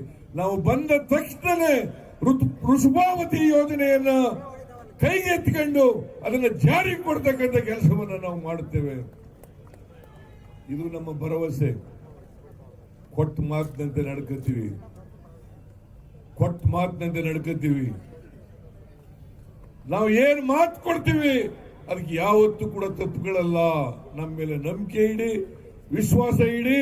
ನಾವು ಏನ್ ಹೇಳ್ತೀವಿ ಅವೆಲ್ಲನೂ ಕೂಡ ಜಾರಿ ಮಾಡ್ತೇವೆ ಅಂತಕ್ಕಂಥ ಮಾತುಗಳನ್ನ ಹೇಳಿ ಶಾದಿ ಭಾಗ್ಯ ನಿಲ್ಲಿಸಿಬಿಟ್ಟಿದ್ದಾರೆ. ಈಗ ಶಾದಿ ಭಾಗ್ಯ ಇದೆಯಾ? ಈಗ ಅನೇಕ ಭಾಗ್ಯಗಳನ್ನು ನಿಲ್ಲಿಸ್ಬಿಟ್ಟಿದ್ದಾರೆ. ಕೃಷಿ ಭಾಗ್ಯ ಇಲ್ಲ, ಶಾದಿ ಭಾಗ್ಯ ಇಲ್ಲ, ವಿದ್ಯಾಸಿರಿ ಇಲ್ಲ, ಇಂದಿರಾ ಕ್ಯಾಂಟೀನ್ ಇಲ್ಲ.